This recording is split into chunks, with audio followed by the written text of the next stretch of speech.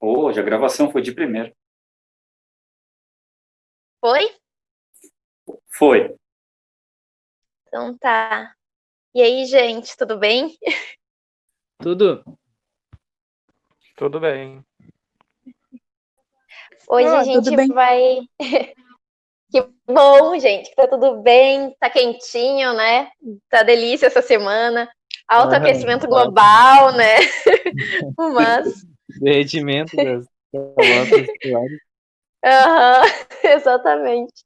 E a gente feliz, né, com o calor. Mas enfim, hoje a gente vai dar aula. Era para ser reinos inferiores, vírus e bactérias, mas a gente decidiu fazer só vírus hoje.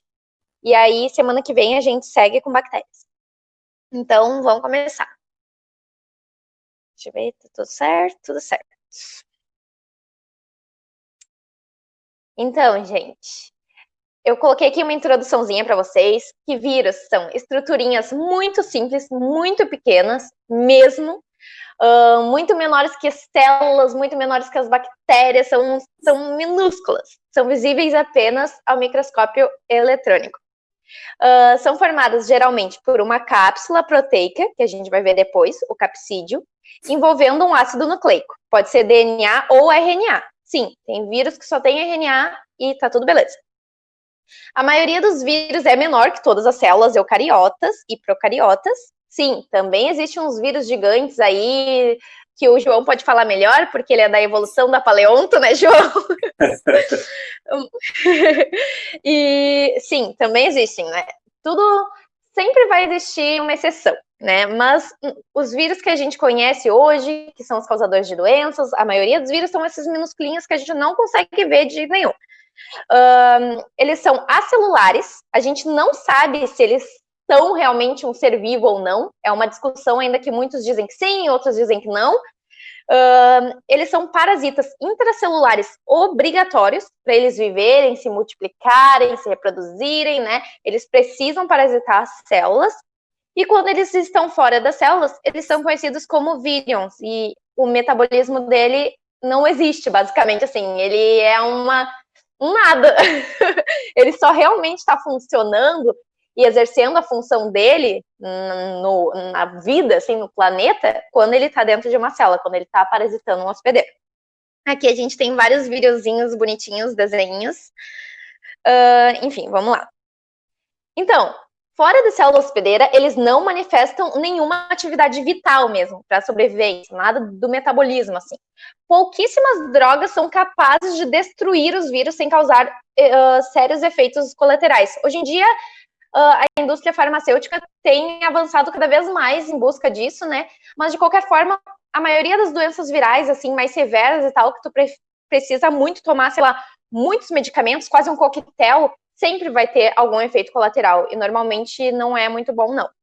E a melhor maneira de combater as doenças virais é através da vacina, né? Todo mundo sabe. Então, vamos falar um pouquinho do capsídio, que eu falei antes. Ele é um envoltório, ele é formado por proteínas, ele é uma capinha especial, ele protege o ácido nucleico e ele tem a capacidade de se combinar quimicamente com as substâncias presentes na superfície das células, com a membrana e tudo mais.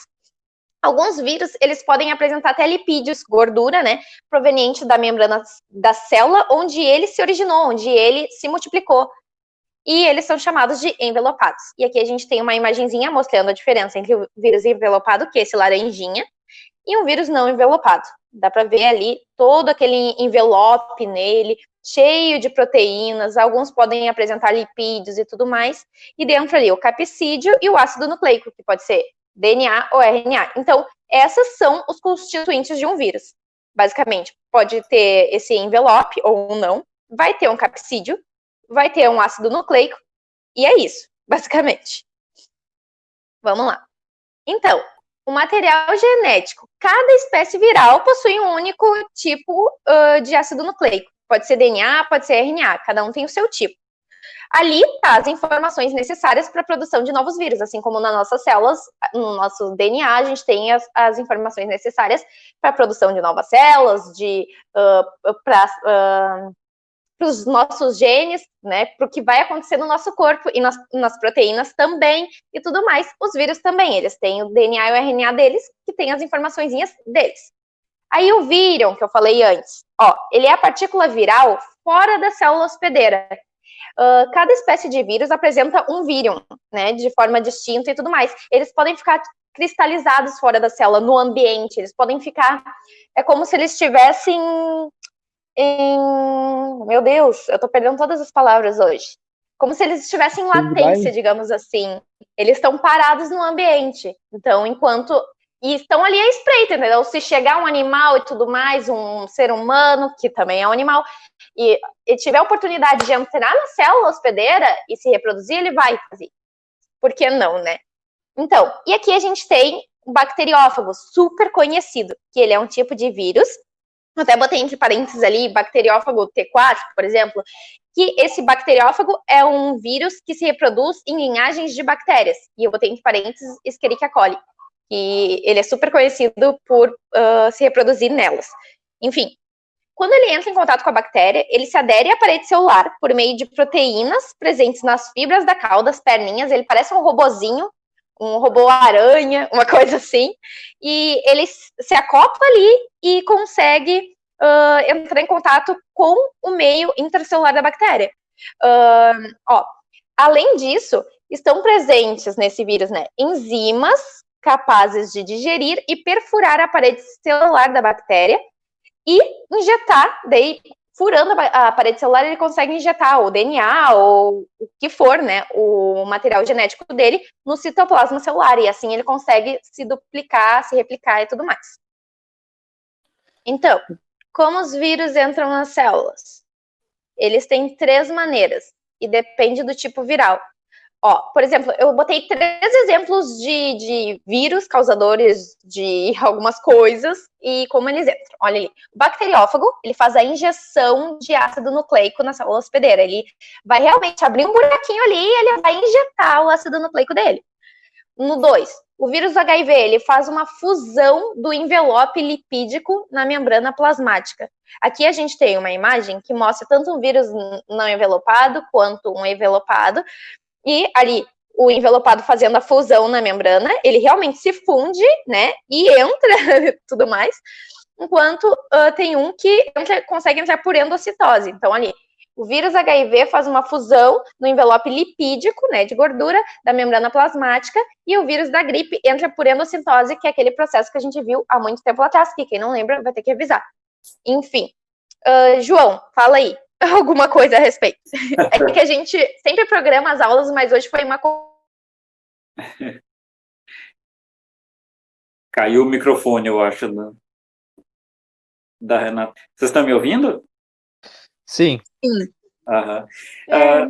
Sim, existem 3 maneiras diferentes Não, tá aí. do vírus. Fala, João. Agora entrou. Existem 3 maneiras diferentes do vírus entrar na célula. Gravando. E 3 maneiras diferentes de ele se reproduzir depois que ele entra na célula. 3 tipos de ciclos. Esse Só um slide minuto, mostra... João. Tá travando o teu som pra mim. Eu não sei se tá travando pro pessoal também. Tá travando o teu pra mim. Pra mim tá normal também. Ah, tá. Então deve ser meu fone de ouvido. Então, segue falando aí, João. O teu som tava travando pra gente. Tá. Ah, deve ser o fone, então. Uhum.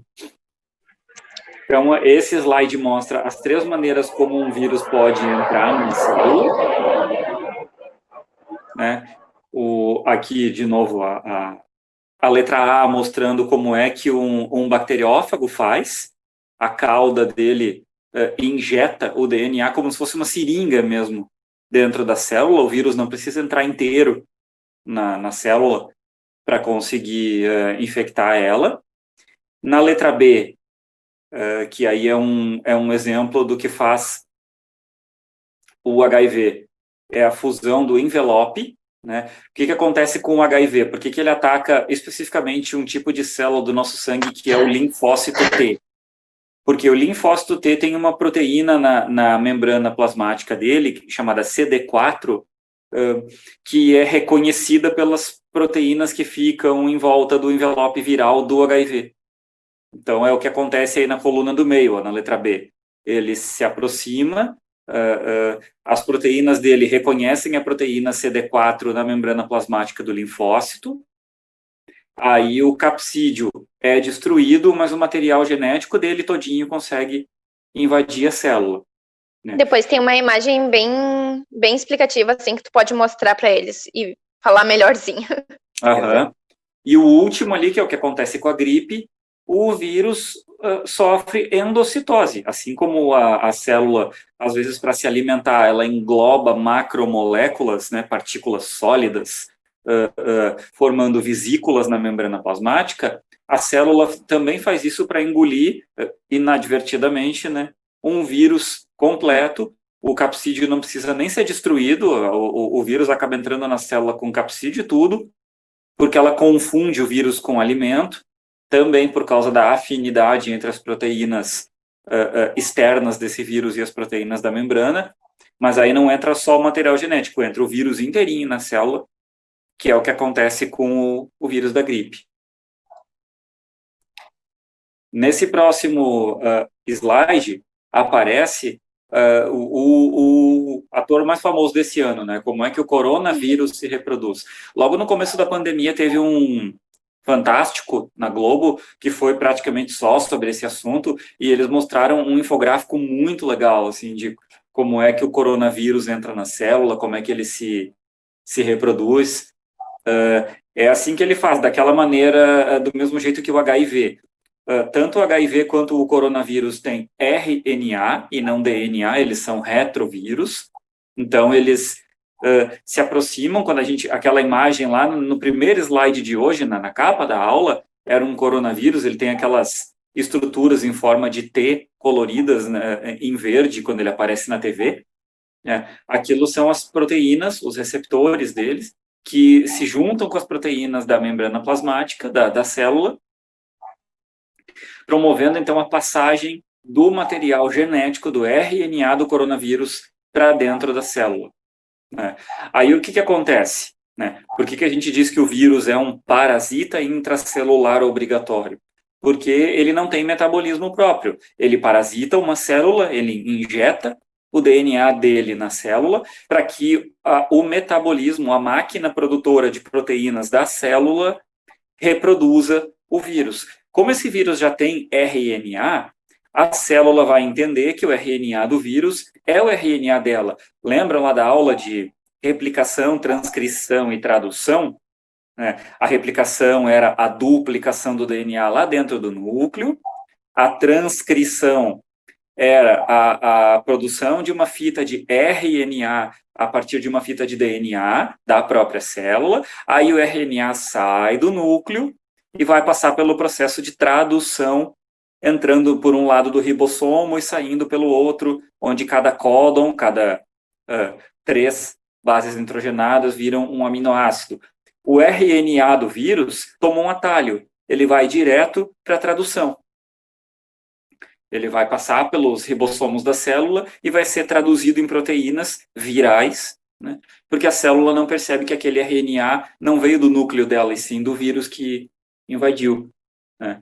Aí as proteínas virais vão ser produzidas, esses componentes vão se agrupar para formar novos vírus completos, né? E esses novos vírus completos saem da célula para infectar outras células. Como é que eles saem? Tem 2 maneiras, que vocês vão ver daqui a pouco. Pode ser ciclo lítico ou ciclo lisogênico. Né? Se for o lítico...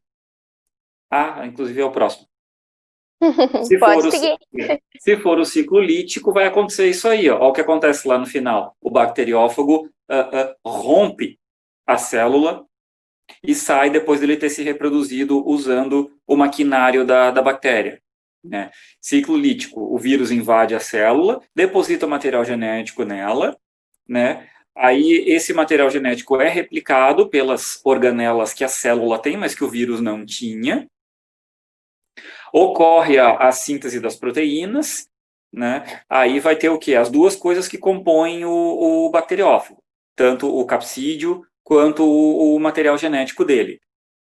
O material genético dele entra no capsídeo, vira um bacteriófago novinho, vários deles, né, porque ocorreu reprodução, e aí esse bacteriófago vai fazer o quê? A lise, a quebra da célula infectada, para poder continuar se reproduzindo dentro de outras células. Por isso que é lítico, porque no final ele quebra, ele mata a célula que ele invadiu. Já o outro ciclo, o lisogênico, é diferente. Ele não mata a célula. Ele invade e faz com que o material genético dele seja incorporado ao DNA da célula infectada. Aí, cada vez que a célula se reproduzir, ela vai duplicar o DNA dela e o do vírus. Esse vírus não mata a célula, ele só deixa um parasita, um pedaço de DNA dele misturado ao DNA da célula que ele invadiu, seja uma bactéria, seja uma célula sanguínea de um ser pluricelular, né? Depois de infectada, a célula vai continuar com o metabolismo dela, ou seja, o ciclo celular e a divisão, ela vai se reproduzir, reproduzindo o material genético do vírus junto. Professor, Oi? essas células que são mortas pelos anticorpos, tipo, as que foram duplicadas com o vírus. Sim, porque em algum momento elas vão começar a produzir um defeito nas proteínas que ficam por fora da membrana, e isso vai fazer com que elas sejam reconhecidas pelos anticorpos. Aí os anticorpos, se a pessoa está saudável, né, em alguns dias os anticorpos vão dar conta de pegar, mesmo que elas se reproduzam com rapidez. Uma pergunta agora, qual que é digamos, a especialidade, assim, o que o coronavírus tem de diferente dos outros vírus, assim? A especialidade dele é que essa cepa, o SARS-CoV-2, é um vírus que a espécie humana não conhecia ainda. E se um organismo de uma espécie nunca foi exposto a um vírus, ele ainda não aprendeu a produzir os anticorpos corretos, exatos, capazes de matar aquele vírus. Então, ele é altamente transmissível, né? Por ele causar uma doença no sistema respiratório, ele acaba tendo uma taxa de letalidade mais alta que a dos outros vírus, e o organismo humano agora, né, meses depois, quase um ano depois, já começou em dezembro lá na China, aprendeu que tipo de anticorpo ele tem que criar para conseguir se livrar do coronavírus. São dois tipos de imunoglobulinas, né, a IgG e a IgM, que a gente produz para o corpo se livrar sozinho do coronavírus. O que os remédios, se algum tivesse eficácia comprovada, fariam, era acelerar esse processo, né? E o que a vacina vai fazer, embora existam muitos tipos de vacina, provavelmente a do coronavírus vai ser uma vacina de vírus inativado. O que ela vai fazer é apresentar o vírus para o organismo, mas um vírus inativado, incapaz de causar a doença, mas vai apresentar o vírus para um organismo saudável, de forma que ele produza os anticorpos, e na próxima vez em que ele for infectado, ele já saiba quais anticorpos ele tem que produzir, e aí vai matar o vírus mais rápido. Tá, então, tipo, se tu... É por isso que dizem aquela coisa, se tu pegou uma vez o vírus e tu se curou, tu não pega de novo, de certo modo, assim, mas... É bem provável que ainda não se sabe quanto tempo a imunidade dura, né? Já tem pesquisa científica falando em 3 meses, já tem pessoas no Brasil que, no começo da pandemia, lá em março, testaram positivo para o anticorpo IgG, e agora em agosto deu negativo. Ou seja, elas pegaram o vírus, produziram o anticorpo em março, e agora... 4 meses depois, elas já não têm mais. Esqueceram, o corpo esqueceu, justamente. O corpo produziu só para poder se livrar da infecção na hora, e depois para a nossa capacidade de se preparar contra uma doença, ela muda conforme a capacidade que o vírus tem de infectar, né? Que é definido pelo tipo de proteína que ele tem por fora do capsídeo. A dengue, por exemplo, não é um vírus, são 4 vírus diferentes, né? E quando a gente pega um deles, a gente fica para o resto da vida imunizado para aquele um ali que a gente pegou. O sorotipo dengue 1, por exemplo. Agora, se pegar o 2, o 3 ou o 4, adoece de novo. E a chance de desenvolver um quadro clínico grave fica pior ainda, por ser a segunda vez que a pessoa pegou. Bah. Por isso também tem muitas vacinas que tu tem que fazer todo ano, tipo da gripe, né, João?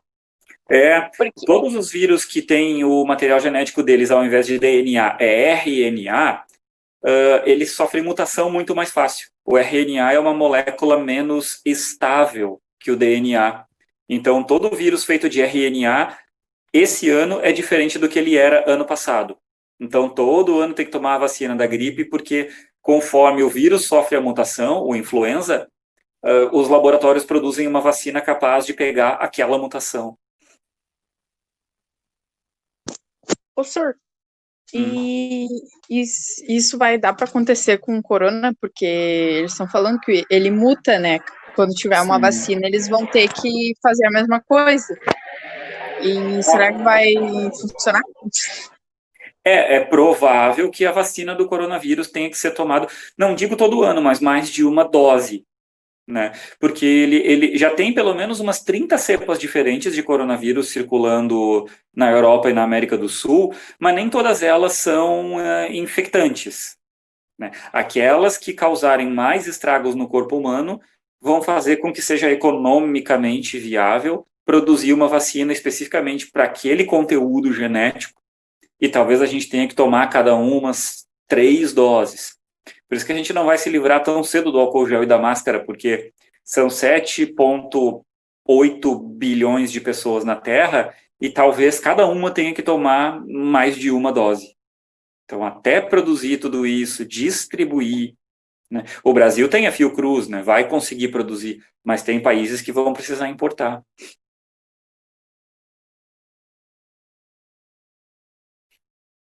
Aí lá era o ciclo, a gente falou de 2 ciclos, né? O lítico e o lisogênico, e o fato de ele poder alterar o estado lisogênico para o lítico e vice-versa, né? Aí mostra direitinho o lítico à esquerda e o lisogênico à direita, né? Vai depender do tipo de vírus, do que ele precisar fazer, né? A gente viu o bacteriófago, o robozinho, como um exemplo de vírus que faz ciclo lítico, mas ele pode até fazer o lisogênico. Quando é que isso vai valer a pena para ele? Quando ele estiver infectando uma bactéria ou uma célula que tem um ciclo de vida curto, que se reproduz muito rápido, né? Então, vale mais a pena deixar essa célula se multiplicando aos milhares a cada hora, levando um pedaço do DNA dele, do que destruindo cada uma que ele invadiu para ir lá invadir outra, destrói de novo, vai lá invadir outra, destrói de novo, né? O que faz um vírus decidir se ele quer, caso ele tenha a capacidade, claro, né, de executar os 2 ciclos, é a duração do ciclo de vida da célula ou do ser vivo unicelular que ele parasitou.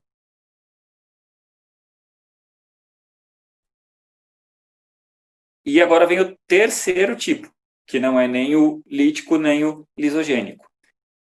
É usado nos livros de biologia sempre como exemplo o HIV, né, porque ele é o mais famoso dos tais dos retrovírus, né? Teve uma outra aula em que alguém fez uma pergunta sobre a transcriptase reversa, né?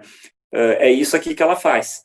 Quando o material genético de um vírus é RNA, quando ele é um retrovírus, ele tem que fazer o contrário do que um vírus de DNA faz. Lembram lá que na replicação, transcrição, tradução, primeiramente a célula tem DNA como material genético, aí uma enzima chamada transcriptase produz uma fita molde de RNA. Então, a transcriptase reversa faz o contrário. Ela pega uma fita molde de RNA e produz a partir dessa fita uma fita nova de DNA, né? Aqui tem um exemplo, ele tem a capacidade de se envolver no interior dos organismos, fazendo o reverso da transcrição. Originalmente RNA e depois produz DNA. O HIV tem essa enzima, ele traz ela junto. A transcriptase reversa está ali no lado esquerdo no corpo dele, e no lado direito o que ele faz com o metabolismo da célula depois que ele entra.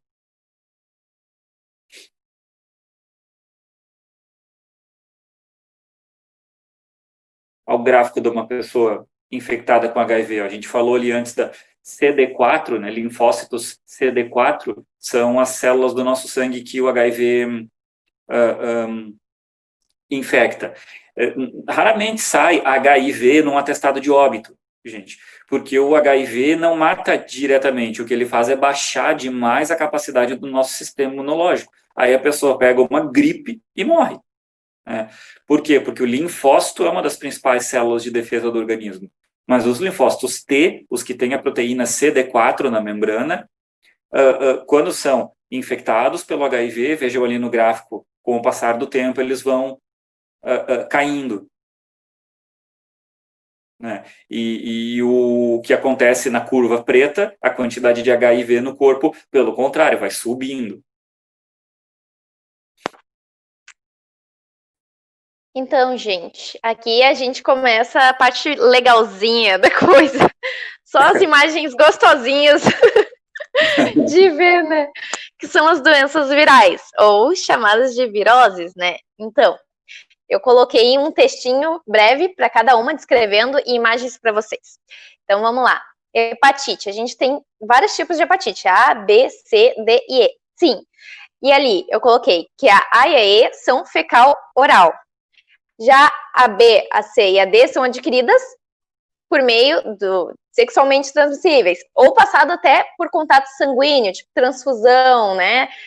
Compartilhar seringa, etc. Aquele velho papo que a gente conhece desde o colégio.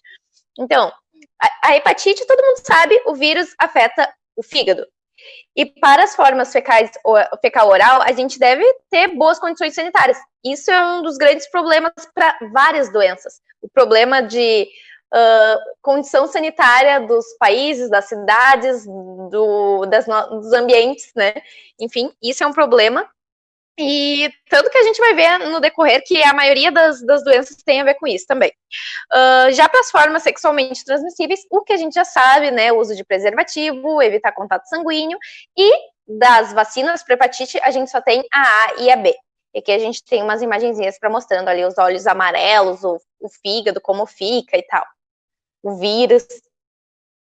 Enfim, aqui a gente tem também uma imagenzinha mostrando como ele ataca, que entra na circulação sanguínea. Daí, como o João estava falando antes, os vírus, né, vencem os linfócitos, as células de defesa do corpo, tudo mais.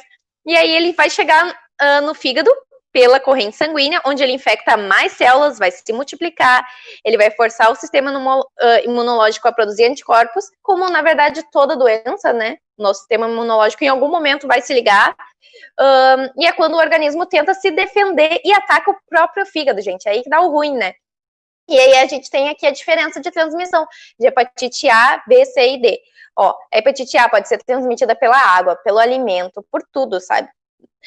Já na hepatite B, seringa, né? Contato sanguíneo, sexualmente transmissível, tatuagem, manicure, o rolê todo não esterilizado, deu um piquezinho ali, vai sangrar, pode adquirir sim. Hepatite C por transfusão de sangue e sexualmente transmissível também. Ali tem um lancezinho que eu não conhecia, eu vi isso faz pouco tempo, né, enquanto eu estava fazendo os slides, que pessoas que receberam sangue antes de 1993 devem fazer o teste. Tu sabe por quê, João? Tu que é cheio das curiosidades. Não, provavelmente porque o teste não existia antes de 93. Né? Enfim, né? Segue baile, então. E hepatite D é que nem a hepatite B e C. Só que são vários tipos de vírus, né? São diferentes vírus para a mesma doença que acontece de forma diferente. E aqui, a gente tem a rubéola. Transmissão, gotículas de muco, saliva, né? Contato direto, assim, conversando com a pessoinha e tudo mais.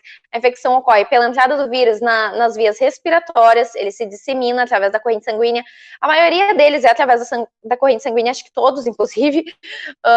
O contato se dá pela vacinação. Aí tem a tríplice viral, super importante, que a gente toma quando é criança. E os sintomas característicos... É obrigatório, né? É obrigatório. Sim. Pra entrar, tem, tipo, em faculdade, essas coisas assim, é necessário, né? Sim, tem... Na verdade, carteirinha de vacinação, assim, ó, tu nasceu, eles te dão né? Um kit. Toma aqui junto com o teu filho. Porque tem que ter, não adianta. Essa comunidade a gente vacina é a coisa mais furada que tem, né, gente? A gente vê por conta do que está acontecendo agora, né? Várias doenças no mundo e tudo mais, e aposto que agora, com o coronavírus matando milhares de doenças na pandemia, eles estão loucos fazendo fila indiana para vacina, né? Mas quando é uma doencinha, uma catapora, não sei o quê. Não, uma gripezinha, deixa, sabe? Então, é isso. Vacina é tudo, né? A gente nasce, tem que vacinar. Tem uma carteirinha de vacinação e conforme as idades, tu tem que fazer o número X de vacina, e conforme o tempo passa, tu tem que refazer elas. Tu é obrigada a fazer isso. Até para o controle, para tu não sair disseminando uma doença. E tem doenças que são muito virulentas. Então, elas facilmente poderiam virar uma pandemia. Então, é por isso também que tem que ter esse controle. E sim, para entrar em algumas universidades precisa, para viajar precisa. Na biologia, se a gente vai fazer uma saída de campo em um lugar X, aqui mesmo no Brasil, no Rio Grande do Sul, não sei quem, em outra cidade, a gente precisa mostrar a carteirinha de vacinação, para ter certeza que está tudo certo, até porque a universidade não quer se responsabilizar, né, por a gente estar adquirindo doença aí por nossa conta, assim, porque a minha mãe não quer me vacinar, não quis me vacinar quando eu era criança, e eu não gosto de me vacinar agora porque ela me ensinou assim. Então, tem que ter esse controle. Aqui a gente tem as imagens da rubéola, né, transmissão, gotículas, muco, infecção pela corrente sanguínea, via respiratória, vacinação, a tríplice, né, super essencial, os sintomas de febre, prostração, é dor, é tristeza, é tudo. Ninguém fica feliz doente, né? Dá aquela sensação de vou morrer, sabe? Me deixa, jogue flores porque estou morta. Erupções cutâneas, que nem a gente pode ver na foto, e pode provocar doenças congênitas, deficiência ou até a morte em embriões. Fala aí, João, também. Na verdade, eu tô deixando a dengue, a febre amarela, essas doenças, assim, que tá sempre, né? A gente tá sempre de olho, assim, pra tu falar, já que tu é da Secretaria da Saúde. Sim, aí lá no meu setor, se alguém errar isso na prova, eu tenho vergonha. Então tá, aqui a gente tem a varíola, né, que já foi erradicada na década de 50 e tudo mais, mas é sempre bom saber que ela é transmitida também da mesma forma, gotículas de saliva, objetos contaminados, contato direto, a infecção por mucosa via respiratória também, dissemina através do sangue, e causa lesões em diversas partes do corpo. E, né, o controle se dá por meio da vacinação. Por isso, vacinação é tão importante, para a gente ter o controle de diversas doenças, né? Enfim, as características, febre alta, erupções cutâneas, como a gente consegue ver na foto também, deixa cicatrizes na pele e também pode ser fatal. Por isso que, né, houve campanhas e campanhas até ser realmente erradicada, porque é uma doença bem fatal. Que horrível, né? Achei bem... Sim. Mas que bom que foi erradicada. Várias doenças poderiam estar, mas não estão por negligência, né, também. Claro que tem vários vírus, que nem o João falou, que tem vários sorotipos e tudo mais, e tem vários vírus que são super mutagênicos, e de repente tem um vírus novo aí, tipo coronavírus, que logo no início todo mundo tava falando, é super mutagênico mesmo, então a qualquer momento pode mudar e tu tá sendo infectado de novo por um outro tipo, ou pelo mesmo vírus que sofreu uma mutação. Mas, enfim, tem que... Oi. Mas a varíola, ela foi erradicada do mundo ou do Brasil? Não, no mundo. Ah, tá. Porque, tipo, a paralisia infantil tinha sido erradicada aqui do Brasil, né? E daí parece que saiu notícia que voltou, né? Que deu um caso aqui no Brasil. Sim. Sim, a gente vai falar depois, mais pra frente, mas sim, sempre tem um pai e uma mãe responsável aí no meio da galera, né, gente? E é isso. Então, vamos seguir aqui. O sarampo. A transmissão ocorre por contato direto também, né? Secreções nasofaríngeas da pessoa doente, ocorre pela mucosa das vias respiratórias, se dissemina também. Eu vou repetir isso o tempo inteiro, gente.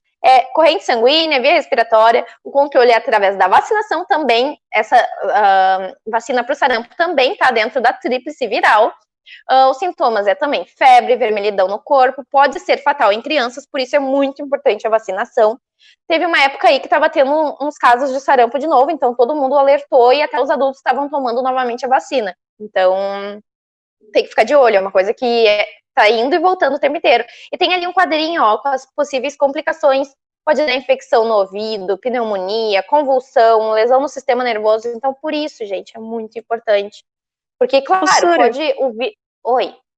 O sarampo é a mesma catapora? Não. Catapora é a varicela, é diferente. E tem a tríplice viral, e a gente... Eu falei, inclusive, na live, que assim, olha, a gente toma a tríplice viral quando é criança e acaba tendo catapora e não sabe por quê, porque a gente acaba achando que a tríplice viral vai ser a vacina que vai cobrir a catapora também. Mas não, essa é a quadrivalente, tetravalente, tudo mais, que é a tríplice viral mais catapora, varicela, que vai cobrir essa também. Muita gente só toma tríplice, eu não sei porque, se a gente tem que pagar mais, tu sabe me dizer, João, essa informação? Se para tomar a da varicela junto teria que pagar, e por isso? A tríplice viral, que é sarampo, cachumba e rubéola, tem no SUS. Sim. A tetravalente não. Super gratuita. Por isso, só gente que pagou vai estar imune. Entendeu? E aí, por isso que muita gente, eu dei vacina no meu filho, eu levei no postinho para vacinar. Como é que essa criança pegou a catapora? Justamente por isso. Porque a tríplice não cobre a catapora, que é a varicela também. Não confundam com varíola. Varíola e varicela é totalmente diferente. Mas é isso. E por que a catapora, por exemplo, só tem uma vez na vida? Olha, na verdade, não é que tu pode ter 2 vezes. Tem alguém falando aí? Pode ter 2 vezes, mas na segunda vez não vai ser uma catapora, vai ser algo bem pior, vai ser herpes zoster, no caso. Então, todo mundo que teve catapora, é uma tristeza, né? Todo mundo que teve catapora está sujeito a ter herpes zoster, que é um tipo de herpes, mas, na verdade, eu acho que o João conseguiria explicar melhor que eu nesse lance aí, né? Porque ele está mais entendido desses detalhes. Mas, inclusive, conhecidas minhas tiveram herpes zoster há pouco tempo, vieram me mandar fotos das costas dela e eu fiquei, querida, vai no posto, porque isso é herpes zoster. Foi bem complicado. E ela teve que tomar um coquetel cheio de remédio, um coquetel mesmo fortíssimo, durante 1 mês, assim. E, inclusive, teve vários efeitos colaterais. Mas é isso, tem várias doenças que só vai ter uma vez na vida, tipo catapora, mas podem voltar de outra forma. É que tu fica imunizado para um tipo, mas fala aí, João, como aconteceria? O que muda para tu ter um herpes zoster depois da catapora? É exatamente isso. A pessoa pegou catapora uma vez, né? Herpes zoster, tem gente, os mais antigos chamam de cobreiro. Cobreiro, é verdade. E vai lá benzer, né, na tia, em vez de tomar os remédios, vai benzer o cobreiro.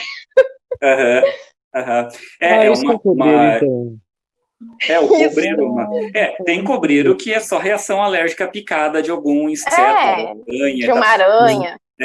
Mas aquela erupção cutânea dolorosa, né, aquela bolha preenchida por líquido, aquilo lá é o tal do herpes zoster, né? Que é muito perigoso, né? Porque afeta toda a região neurológica e tudo mais, se não tratar. Então é bem... Mas essa herpes aí, a pessoa tem, se, por exemplo, ela tiver contato com uma pessoa que teve catapora de novo, por exemplo, eu já tive catapora, e daí depois, sei lá, quando eu for adulta, vou ter o meu filho, e daí meu filho vai ter catapora, e se eu pegar dele, eu vou ter isso, é isso? Não, normalmente é quando tem uma baixa na tua imunidade, assim, por um bom tempo, um período de muito estresse, é como herpes labial, que várias pessoas têm, e é quando tu tá num período de muito estresse, assim, que vai acontecer. É super raro, é muito difícil de acontecer, mas pode acontecer, gente. Todo mundo que teve catapora pode ter. É só tu tá passando por um período muito difícil, assim, e tu tá com a imunidade lá embaixo. Várias coisas podem acontecer no teu corpo. Não só herpes zoster, com certeza. Tem várias outras infecçõezinhas de fungos oportunistas, bactérias oportunistas, vírus que atingem teu corpo se tu tá com a imunidade lá embaixo e muito estressada por um longo período de tempo. Então, é assim que acontece. Entendi. Isso faz com que teu sistema imune ele não detecte, o negócio desencadeia e aí é bem complicado.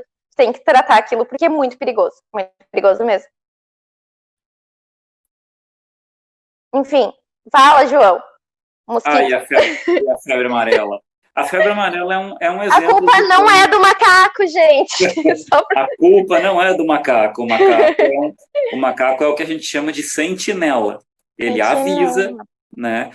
No caso da febre amarela, o homem é um hospedeiro acidental. Tá? É um vírus silvestre, né? Que passa pelos outros primatas, pelos macacos, né?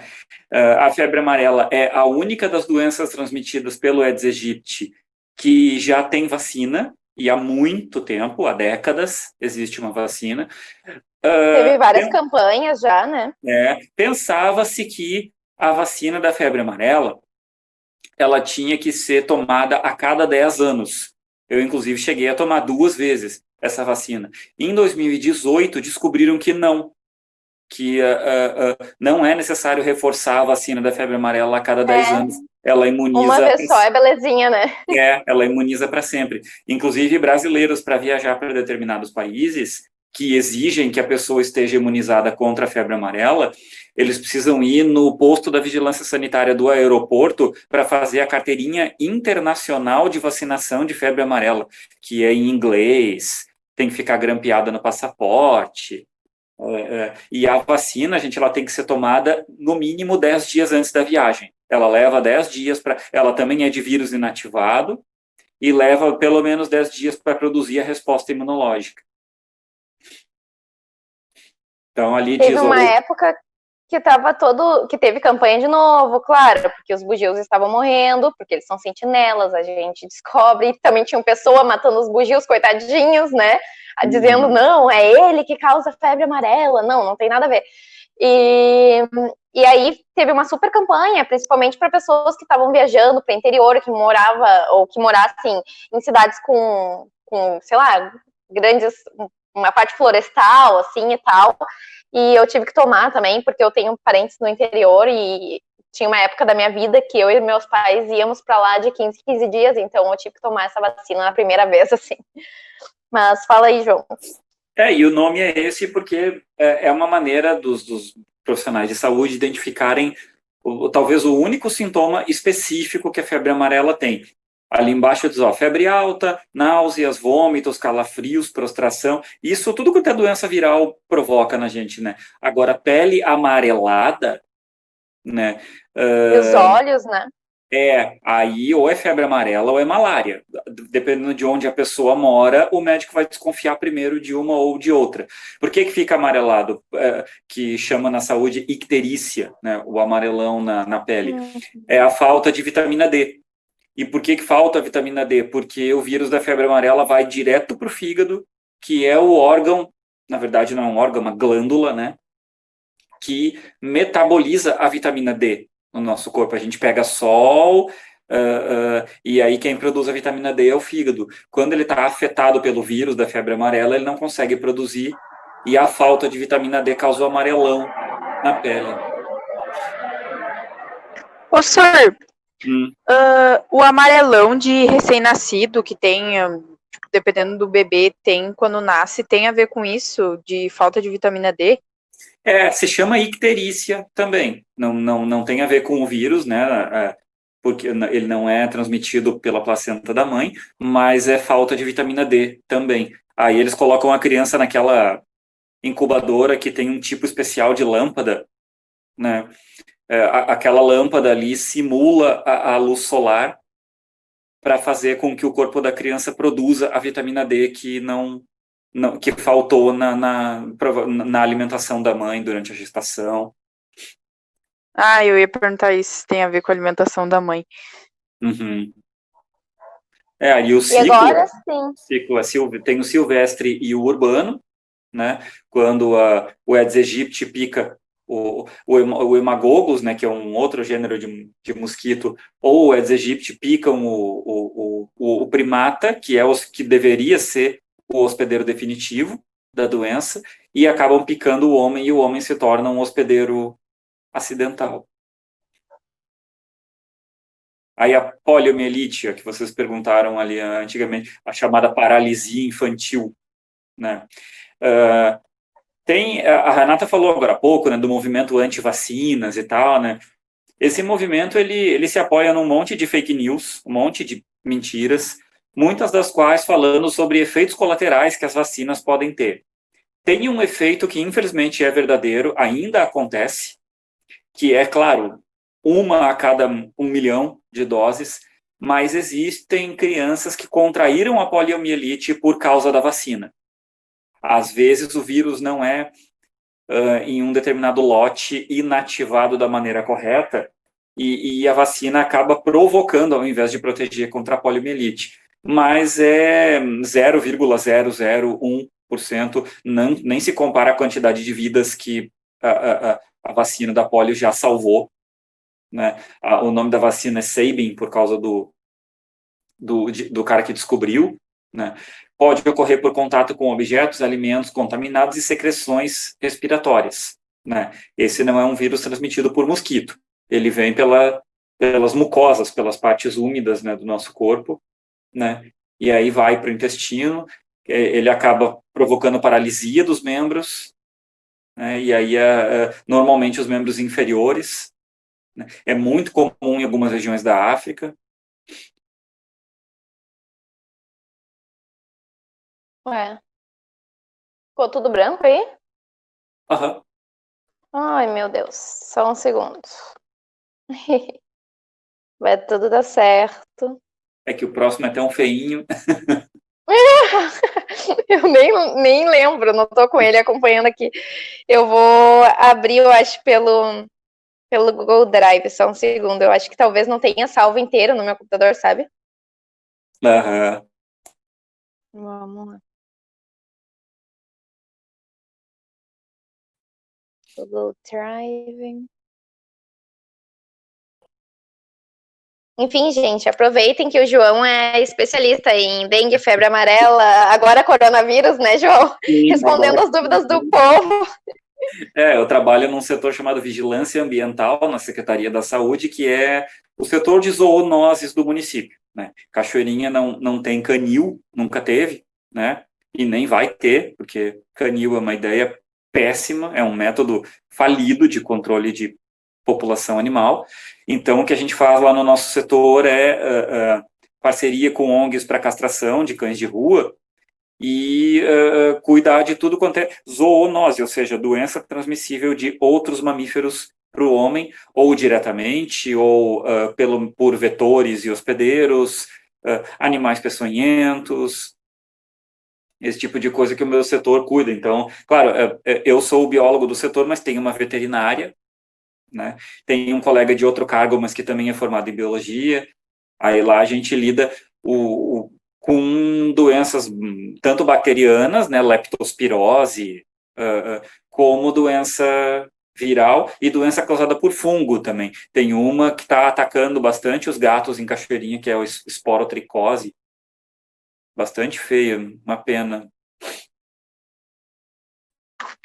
Ô, senhor, próxima- esse fungo não dá tipo uma feridinha na pata ou no focinho do gato? Normalmente no focinho, normalmente ele ataca o rosto do gato. Tem cura, mas só se entrar com o medicamento bem no começo. Assim. Ah, eu acho que é o que o gato do meu namorado teve. Ele ficou sem nariz, praticamente. Ele ficou sem focinho. Ai, tadinho. Já teve gato que perdeu metade do rosto e continuava vivo. Assim, o fungo vai comendo. Aí a gente teve que pagar um veterinário para eutanasiar e também a cremação do corpo do gato, porque esse vírus ele se reproduz na terra, então não pode enterrar o animal que morre de esporotricose. Tem que cremar. Tá, gente. Então aqui a gente tem do HPV. Eu vou pular essa parte, eu vou falando, vou deixar as imagens feias para vocês. Só para assustar, dar aquela assustadinha básica.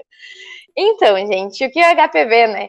Ele é também chamado de papilomavírus humano ou condiloma acuminado. E ele é transmitido por relações sexuais, contato com a pele de portadores dessas verruguinhas aí causadas pelo HPV, também de mãe contaminada para o bebê durante um parto normal. Então, o que acontece, né? Surgem manchas esbranquiçadas ou verrugas, né? Rosinhas e tudo mais, ou até acinzentadas no aparelho genital masculino, feminino. Pode ter prurido vulvar, que é coceira, prurida, coceira, se aparecer em alguma prova, gente, profilaxia, prevenção, acho que a gente tem que ressaltar esses terminhos para vocês. Prurido, né? Vulvar durante, sei lá, pode na vida, tanto no genitália masculina quanto na feminina, pode ter coceira, na verdade, pode ter dor durante relação sexual, enfim, o tratamento para isso, se tu já pegou e tá nesse nível, é cauterizar ou por laser ou bisturi, fazer uma crioterapia, que é congelar e tal. Tem várias técnicas hoje em dia, normalmente se cauteriza.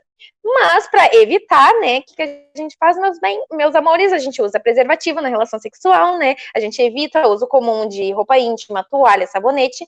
E para a mulher é recomendável o exame preventivo, anual ou semestral. Mas uma curiosidade, uma coisa super interessante. Hoje em dia já se sabe mais ou menos que, sei lá, 8 em cada 10 mulheres têm HPV. E, além disso, a maioria dos homens não apresentam sintomas. É muito assintomática em homem. Então, muito homem tem e não sabe. E por isso, hoje em dia... Oi. Mas só passa quando tá com as verrugas ou passa... Não, passa normal também, assim. Exatamente, esse é o problema. Por isso que hoje em dia o governo também, né, o João pode, não sei se ele entende muito disso, acredito que sim, porque ele está na Secretaria da Saúde, mas tem uma campanha de vacinação, mas eu acredito que sejam para adolescentes de até 13 anos de idade, né, em colégios e tudo mais, para vacinação do HPV, e é vacinado tanto meninas quanto meninos, porque é muito importante. Porém, né, se tu passou dessa idade, tu tem que pagar, e eu acho que são umas 2 ou 3 doses da vacina, e cada dose é cerca de R$300, que é bem caro, né, gente? Uma pessoa tomar. Eu fiz essa vacina aí na escola. Fez? Nossa, super legal, gente. Na minha época não tinha. Então eu teria que pagar hoje em dia. Mas é isso, sabe? Homens normalmente não são assintomáticos e podem transmitir sim. Às vezes a mulher acaba pegando um HPV. Claro que não necessariamente tu vai ter essa verruga, sabe? Às vezes, por exemplo, uma mulher pode ter só uma mancha no colo do útero e tem que controlar, fazer exames periodicamente para saber se essa mancha vai aumentar, se isso vai se transformar em uma verruga, se isso vai realmente causar um câncer no colo do útero ou não.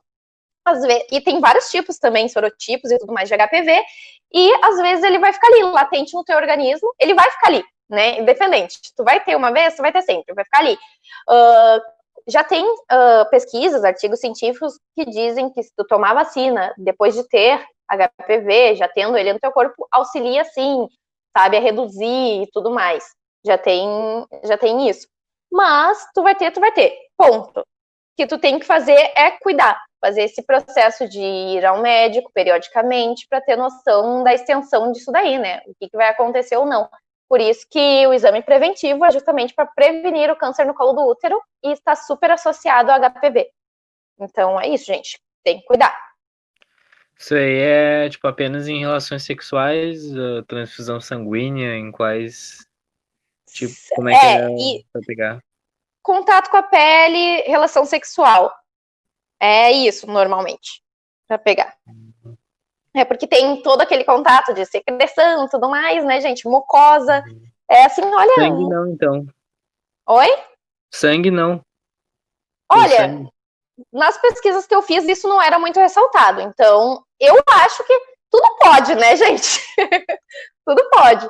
Mas, normalmente, nos casos, no geral, assim, ninguém pegou por causa de sangue, assim, sabe? Foi porque fez uma relação sexual desprotegida. Ou o mais azarado de todos foi lá e compartilhou uma toalha com alguém, ou uma roupa íntima. Então, isso pode acontecer também. Então, foque em relação sexual. Se o vestibular cobrar, é isso. Aqui a gente tem rotavírus, né? Que é uma virose gastrointestinal. Os sintomas é febre, vômito, diarreia, super comum em criança, tem diferentes graus de gravidade. Não é tipo, né? Não é igual, mas pensando nos graus de gravidade, é tipo coronavírus. Pode ser tanto assintomático, pode ser uma gripezinha, pode ser uma coisa fodida, gente. Porque sim, rotavírus também pode levar à morte. tem um dado que mata cerca de 440 mil pessoas por ano no mundo, cerca de 4 mil só no Brasil. Então é super importante, né? E normalmente causa super desidratação e depende do grau dela. Se for uma gripezinha, um resfriadinho, tipo assim, tu pode no máximo ter que tomar um remedinho antitérmico e tudo mais. Se não, tu pode até ser internado e ter que ficar tomando soro, né, na veia e tudo mais, porque pode provocar uma febre muito alta, uma desidratação severa. E pode matar crianças normalmente. Aqui a gente tem uma imagenzinha de um bebê muito bonitinho e o rotavírus, e aqui os vírus na corrente sanguínea indo livremente felizes, né? Enquanto o corpo da pessoa sofre.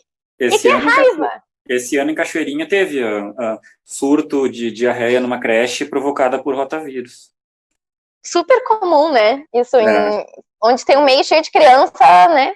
A gente faz lá a investigação, se foi por causa da água ou da comida. Todas as creches e asilos têm que guardar amostras em freezer das refeições dos últimos 7 dias, justamente para que, caso aconteça uma coisa dessas, a vigilância sanitária vai lá, recolhe e manda para o laboratório. Aí descobriram que era rotavírus no alimento.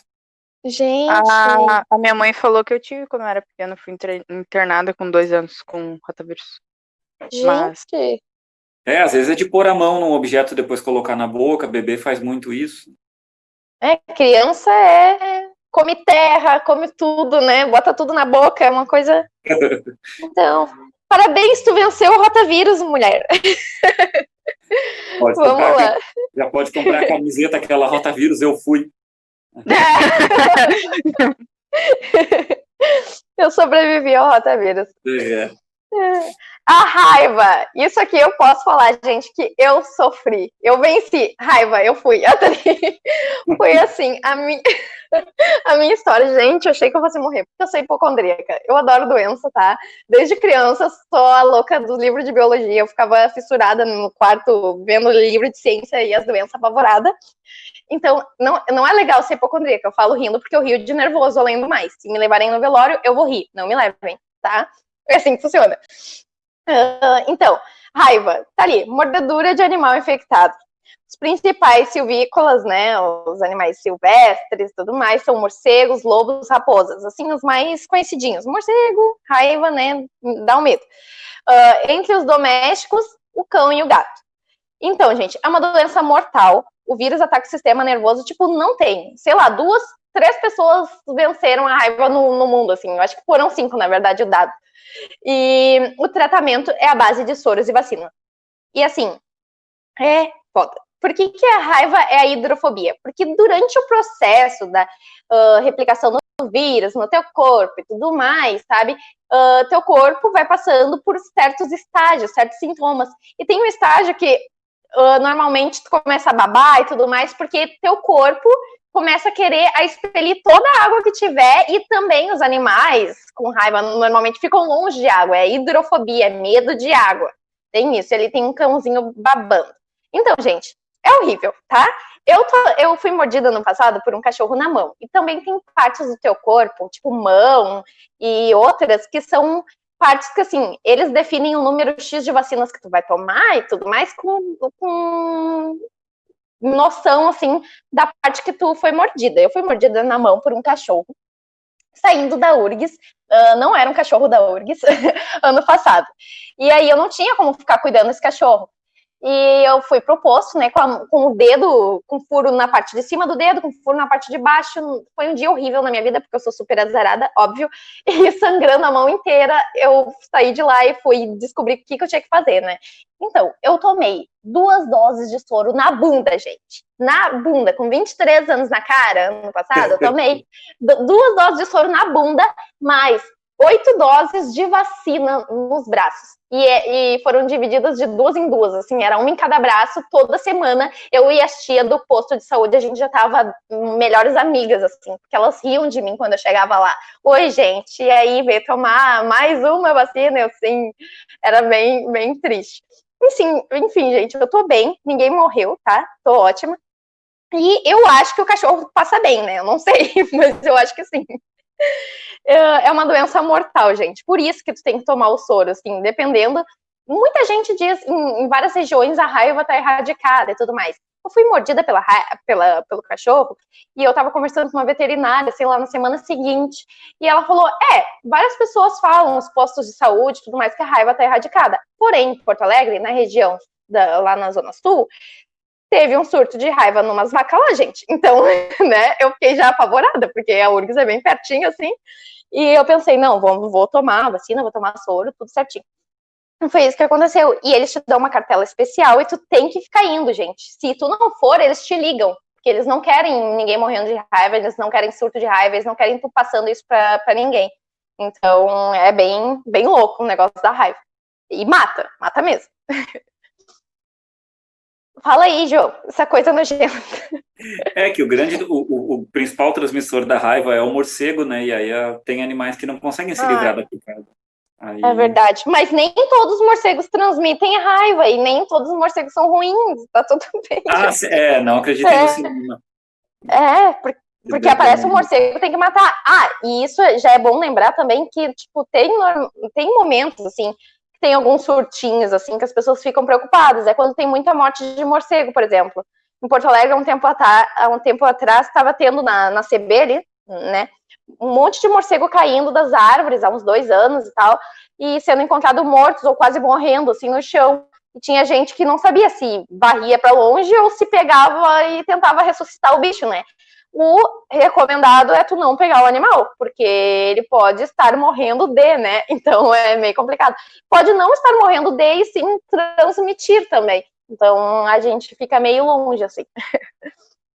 Mas nem todo bicho que está envolvido com uma doença, ou sendo vetor, ou algo do tipo, ou sendo sentinela, é ruim, tá?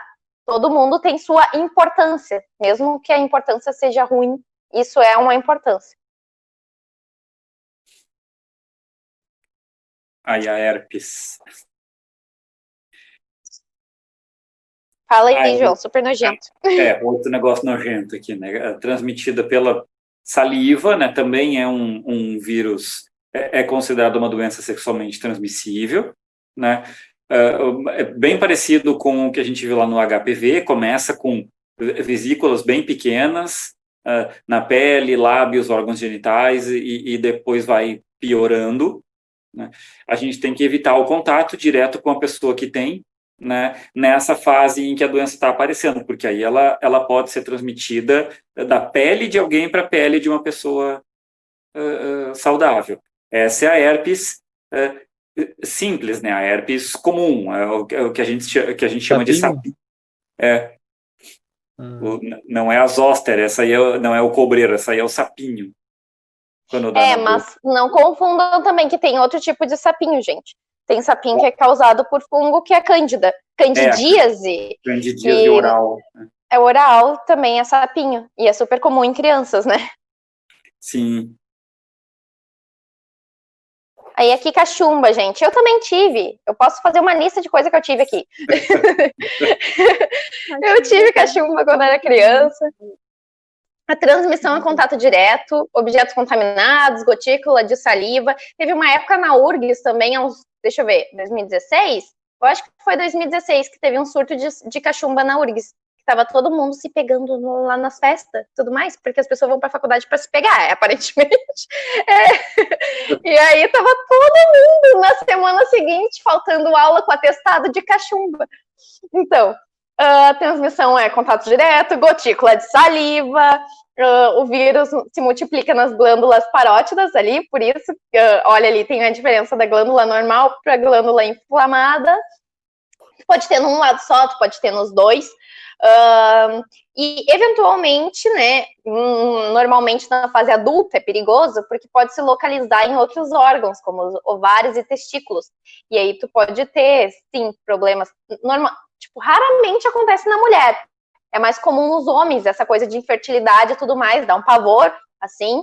Mas na mulher pode acontecer também. Falência de ovário, coisa assim, super pode acontecer. É raro, mas pode. As mães e avós tocam terror na gente dizendo que a cachumba vai recolher. É verdade. Vai descer, vai recolher. Falaram ali, tipo, do sapinho, né? Uhum. Tem também um outro negócio que eu ouvia falar bastante quando era criança, assim, né? Que era xixi de aranha, mijada de aranha, alguma coisa assim. É a mesma coisa? É o mesmo vírus?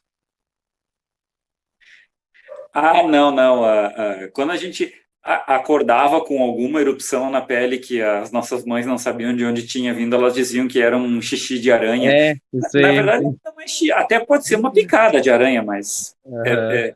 urina de aranha não é. Sim, não, era o nome popular, no caso, né? Para alguma É, doença, no caso. Sim. Algum vírus, mas É é o cobreiro, o né? cobreiro. cobreiro, sim. Cobreiro. Então, gente, tem esse inchaço abaixo ali em frente às orelhas, bem na papadinha, no ladinho, assim, gente. Pode tornar a pessoa estéril, assim, se atingir os testículos ou ovários. Normalmente nas mulheres é mais raro, então. E isso é quando a gente já tá na fase adulta, que tem que se preocupar a full, assim. Então, se tu teve quando era criança, é bem melhor do que ter depois. Segue o baile. Gripe, gente, gripe. Fala aí, João.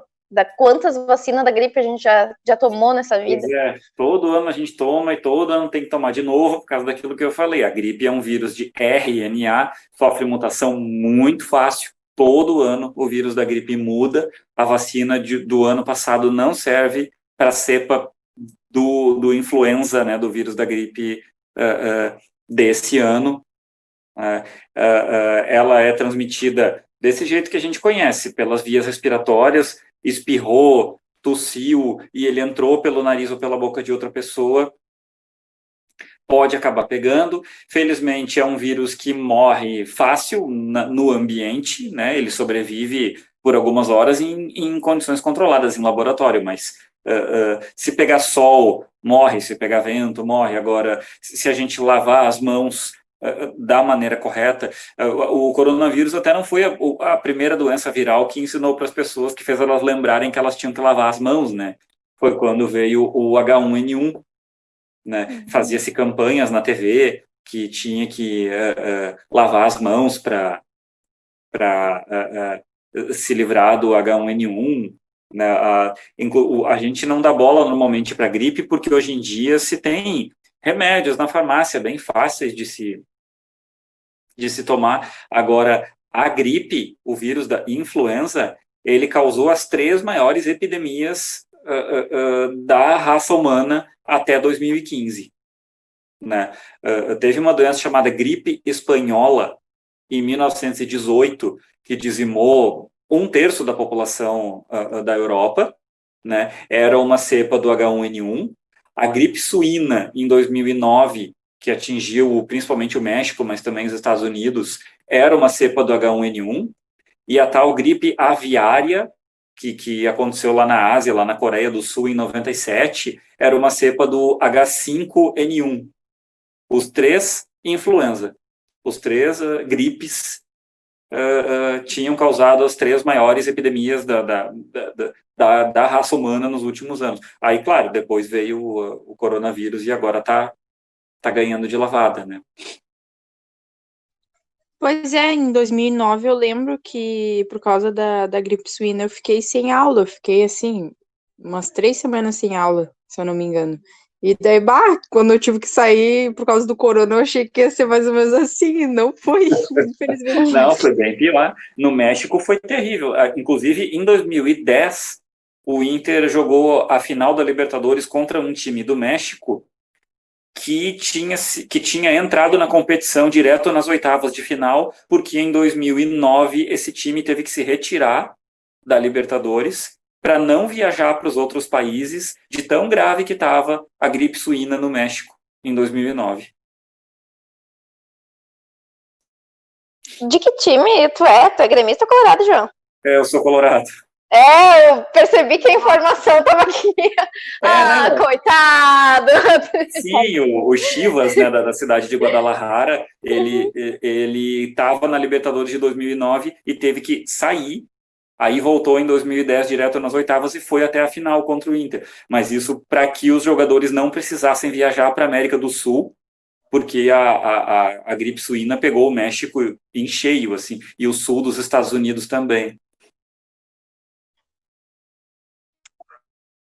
Então tá, Agora- João, informação, né? Aí vem Ai. agora vem a doença da. A Renata foi aluna do Gelson Braga no curso de agente. Dengue.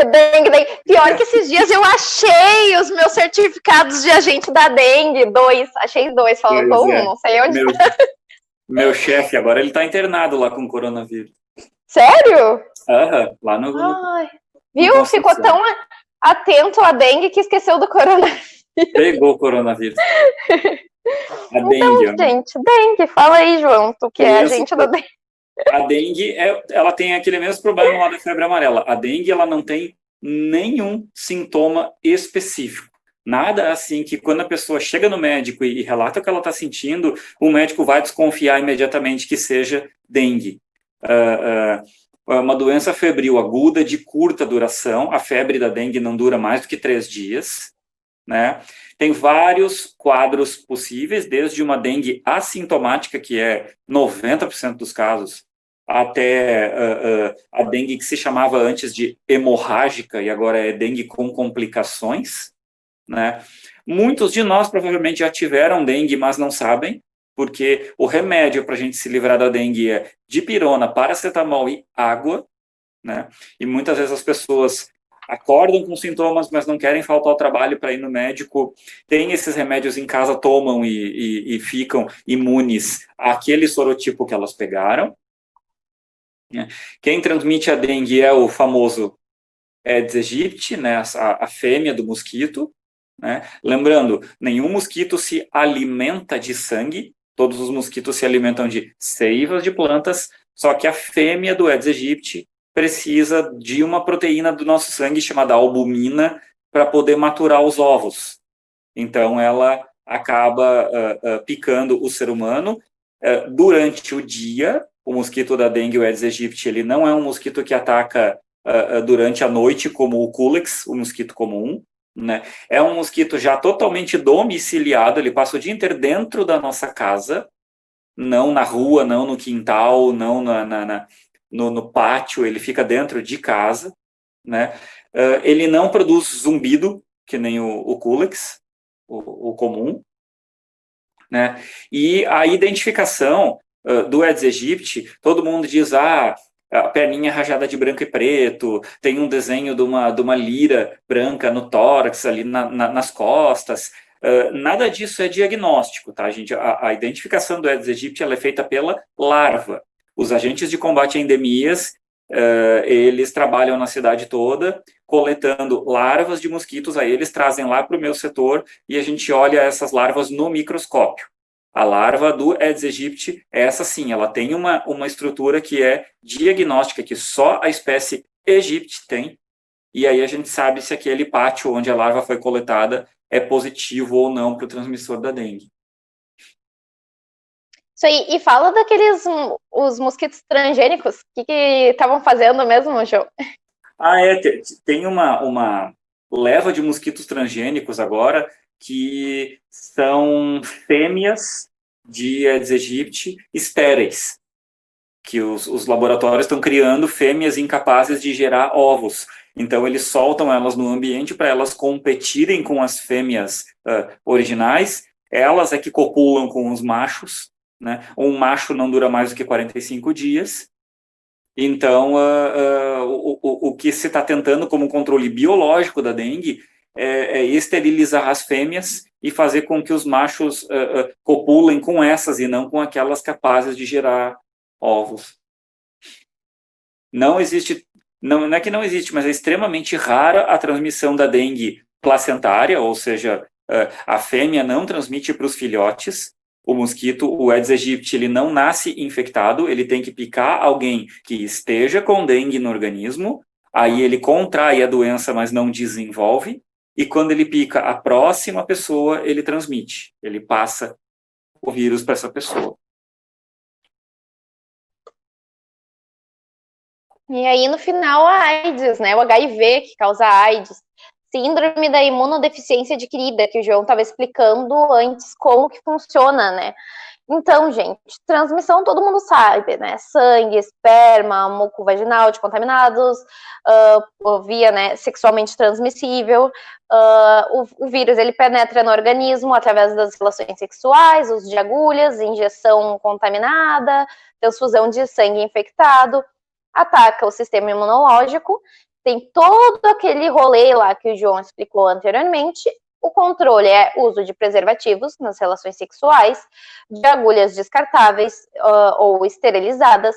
Tem que ter um controle rigoroso, né, por parte dos bancos de sangue, da qualidade do sangue doado e tudo mais. Por isso, tem todos aqueles pré-requisitos. Alguns são meio infelizes, digamos assim, mas tem os pré-requisitos para tu poder doar sangue. Eles fazem um monte de perguntas e tal. O que mais?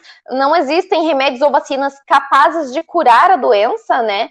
Mas tem aquele coquetel que se tu tomar ao longo da vida, tu vai sobreviver e pode até, sabe, tu vai ter uma vida normal como qualquer outra pessoa. É só se cuidar. Os sintomas e características: febre intermitente, diarreia, emagrecimento rápido, inflamação dos gânglios, é tudo quanto é sintoma, porque, na verdade, baixa imunidade, tu fica imunodeprimido, né? E pode daí ficar refém de infecções variadas se tu não tratar isso, não se manter saudável realmente. E se não tratada, ela é mortal, né? Em 100% dos casos. Não existe. Eu contraio HIV e não faço tratamento, eu vou sobreviver. Não existe essa possibilidade. Tu vai morrer. É isso, então se cuidem, galera. E aqui eu botei as fotinhas de alguns famosos, né, que a gente conhece antes e depois. Que sim, infelizmente, eles acabaram falecendo devido à doença e tudo mais, e à imunidade baixa, e as infecções e outras doenças e parasitas oportunistas, né?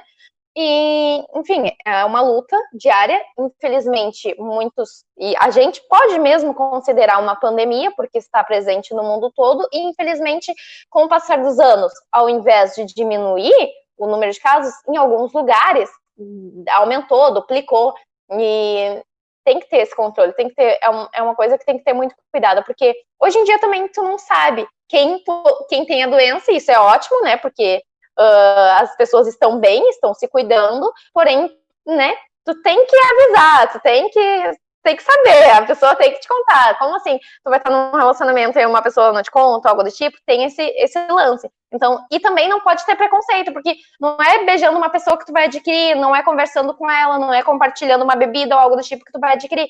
Então, tem que ser uma coisa que tem que deixar de ser tabu na sociedade. É uma doença, ela existe, tem tratamento para a vida toda. Hoje em dia, tu pode viver super bem, então tu não tem que ter preconceito com isso. Porém, muitas vezes é o preconceito por parte da população que faz com que várias pessoas não falem, ou não tratem, ou não corram atrás disso, tem medo das pessoas saberem que ela tem, da família saber, ou algo do tipo, e acaba sendo negligente com a saúde dos outros e até com a sua própria saúde, né? Então tem isso. E eu queria já indicar um filme que é Filadélfia, gente, que é do Tom Hanks e tudo mais, e que fala da história de um homem que adquire AIDS e tudo mais, né, o HIV, e a luta dele no mercado de trabalho e tudo mais, e lidando com esses preconceitos e tal. Então é bem interessante de assistir.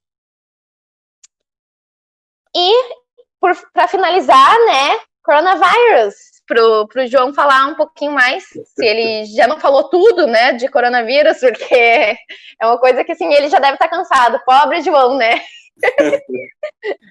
Não, o coronavírus, ele não é uma coisa nova. Os primeiros coronavírus humanos, eles foram isolados em 1937. Esse nome, em 1965, é que ele ganhou esse nome, coronavírus, porque na microscopia ele tem o formato de uma coroa, né? Mas já se conhece o coronavírus há muito tempo. Isso faz dele o que a gente chama de vírus emergente, né? Vírus emergente nem sempre é um vírus novo para os cientistas. Pode ser um vírus que já existe há muitas décadas, mas que sofre mutação e volta a se disseminar rápido na sociedade, né? O HIV é um exemplo clássico, né? Ele apareceu nos Estados Unidos, em São Francisco, no início da década de 80. O Ebola, que foi reconhecido inicialmente na década de 70, se não me engano, em 76, na África Central, apareceu de novo na década passada, porque ele é um vírus que causa uma febre hemorrágica bem grave. Agora a gente está lidando com aquele nomezinho ali, ó, SARS-CoV-2. Né? SARS é a sigla em inglês para Síndrome Respiratória Aguda Grave. Esse é o SARS-CoV-2. Até então, até dezembro do ano passado, era desconhecido para o nosso organismo. Foi uma mutação que infectou muita gente. Infelizmente, surgiu num país hiperpopuloso, né, e muito conectado com o restante do mundo pelos excelentes meios de transporte que o homem inventou. Né? Hoje o homem faz vírus e bactérias viajarem de avião, trem, e chegarem rapidamente a tudo quanto é continente. A vacina vai aparecer ainda esse ano, né? E aí o mundo vai voltar mais ou menos ao normal. Não vão atrás do decreto do prefeito, não, que abriu até cinema e casa noturna. Ai, verdade, gente do céu, que coisa sem noção, o que está acontecendo? Em Porto Alegre é impeachment, aqui o prefeito está louco, liberando geral, o que está acontecendo? E tem alguns conceitos sobre vírus, tá, gente, que vocês talvez caia em prova, talvez vocês ouçam falar, né?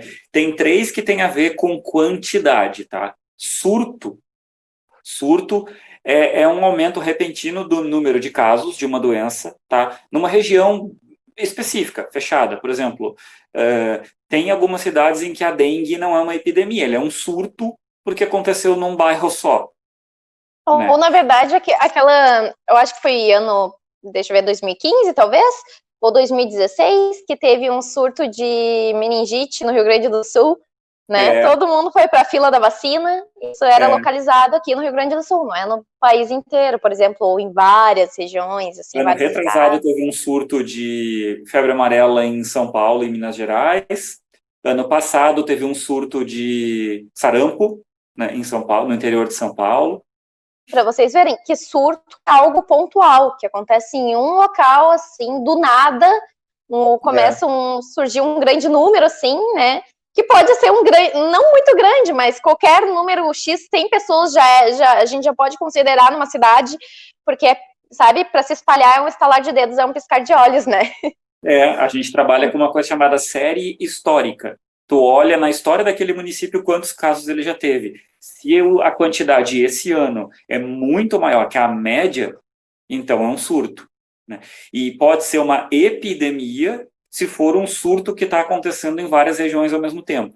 Tipo, uma epidemia a nível municipal acontece quando vários bairros apresentam a doença ao mesmo tempo. Uma epidemia estadual se várias cidades estiverem com o problema. Uma epidemia nacional quando várias regiões têm o problema ao mesmo tempo. Hoje a gente está vivendo uma coisa maior que uma epidemia, uma pandemia. Né? O prefixo pan significa todo ou tudo.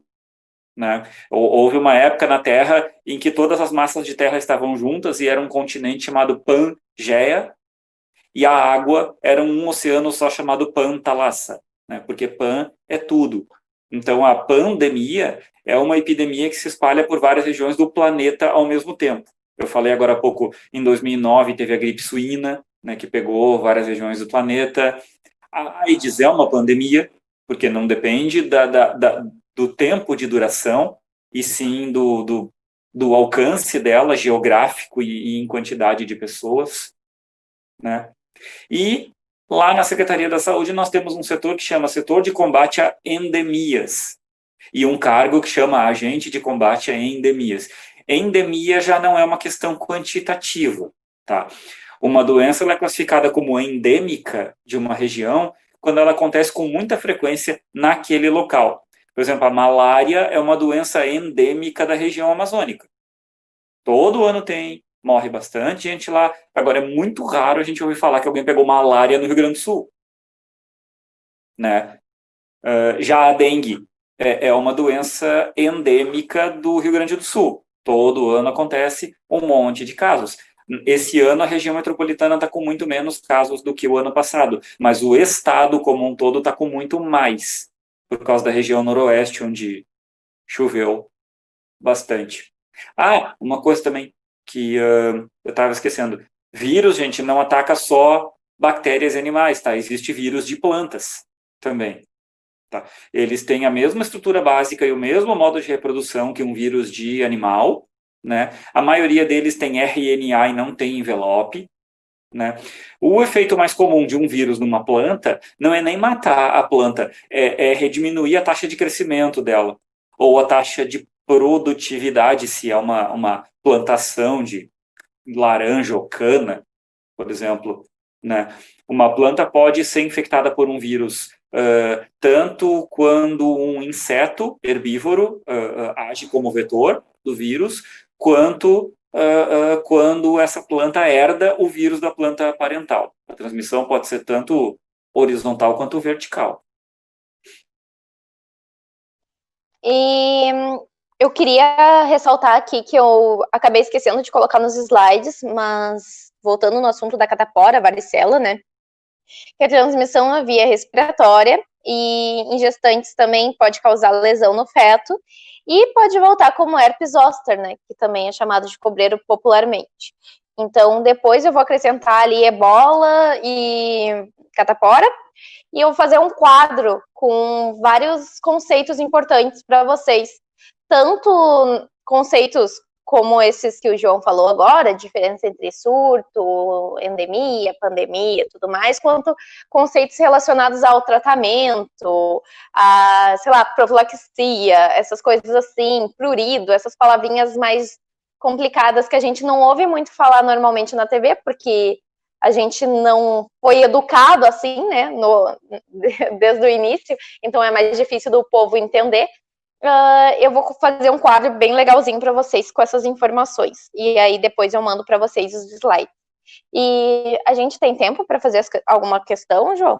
Deixa eu ver. Não? Agora são 9 horas. Dá pra gente fazer algumas questões de vírus, alguma coisa assim. Então tá, vou fechar aqui.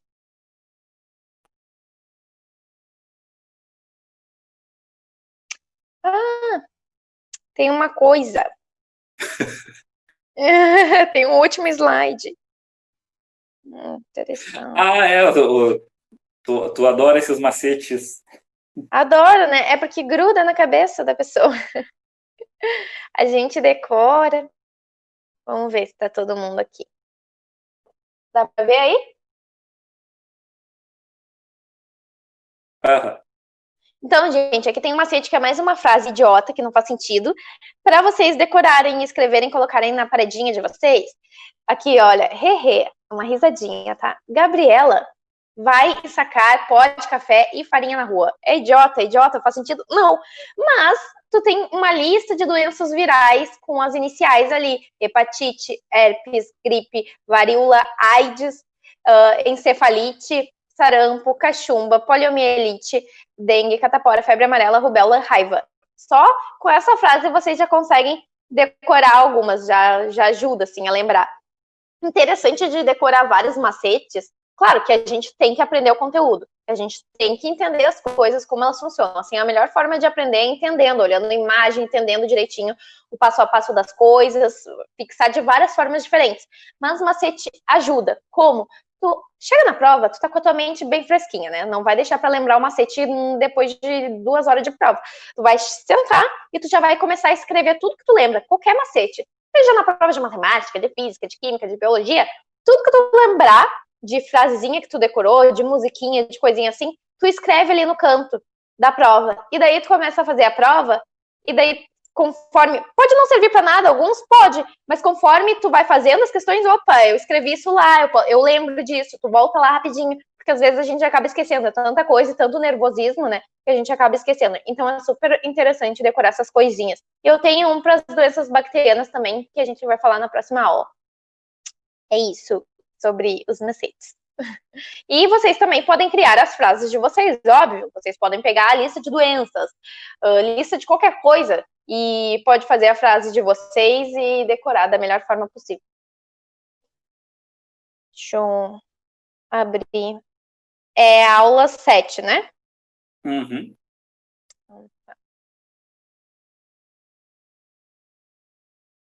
Houve um erro.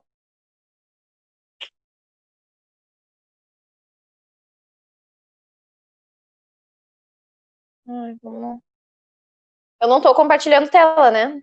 Tá verde? Tá verde. O verde é porque tem um post-it. Eu morro de medo de entrar numa reunião sem querer e tá aparecendo e não perceber. Não, mas tem as tuas iniciais ali. É. Mas é meu maior pavor, sério. Principalmente nas reuniões da URGS que estão fazendo meio que periodicamente por causa da quarentena e tal, para decidir alguns assuntos. Eu morro de medo. Já teve vários colegas que entraram com a câmera aberta e dá maior vergonha alheia, sabe? Assim, tipo, porque eles não queriam entrar e de repente eles estão aparecendo até alguém avisar, moça, tu tá com a câmera ligada, e daí ela fica desesperada que tem cachorro, filho, todo mundo passando atrás dela, sabe? Ai, eu morro de medo. Deixa eu achar aqui.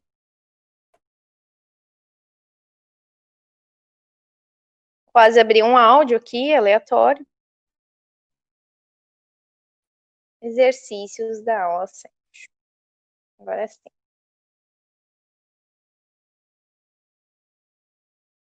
Agora vai. Deixa eu compartilhar.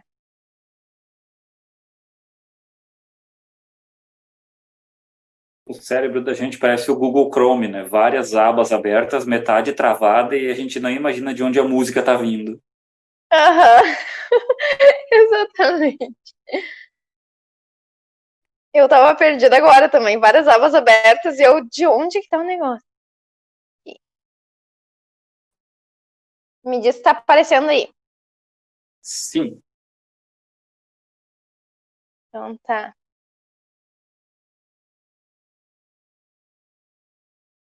Vamos lá, gente. Eu não baixei o negócio. Tá, mas... Bom, questão número 1. Os estudos sobre as formas de replicação dos vírus intensificaram-se nos últimos anos, objetivando encontrar meios mais eficientes de prevenção e de tratamento de doenças virais nos seres humanos. Tais estudos têm demonstrado que existem diferentes tipos de vírus e diferentes formas de replicação. Os vírus de RNA de cadeia simples podem ser divididos em 3 tipos básicos, conhecidos como vírus de cadeia positiva, de cadeia negativa e como retrovírus. Vale a pena a gente ressaltar esses termos, né? Porque acabei não colocando. Com relação Unifal, isso é vestibular do quê? Não conheço essa universidade. Deve ser. Não faço ideia também. Com relação aos diferentes tipos de replicação dos vírus, analise as afirmativas abaixo, tá? 1. Os retrovírus contêm cadeia simples de RNA, enzimas transcriptase reversa e produzem DNA, tendo como modelo o RNA viral. 2. Os vírus de cadeia negativa possuem RNA genômico com as mesmas sequências de bases nitrogenadas do RNA mensageiros formados.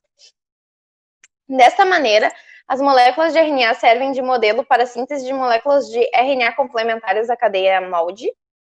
3. Os vírus de cadeias positivas possuem RNA genômico com sequências de bases nitrogenadas complementares às do RNA mensageiros formados. Desta maneira, moléculas de RNA servem de modelo para a síntese de RNA mensageiro. E 4. Os retrovírus contêm uma cadeia de RNA dupla hélice que serve de base para a transcrição do DNA necessário à replicação. Marque a alternativa correta. A gente tem que acrescentar nessa aula esses termos. Você quer explicar aí, João? Tá, o que acontece ali, pessoal?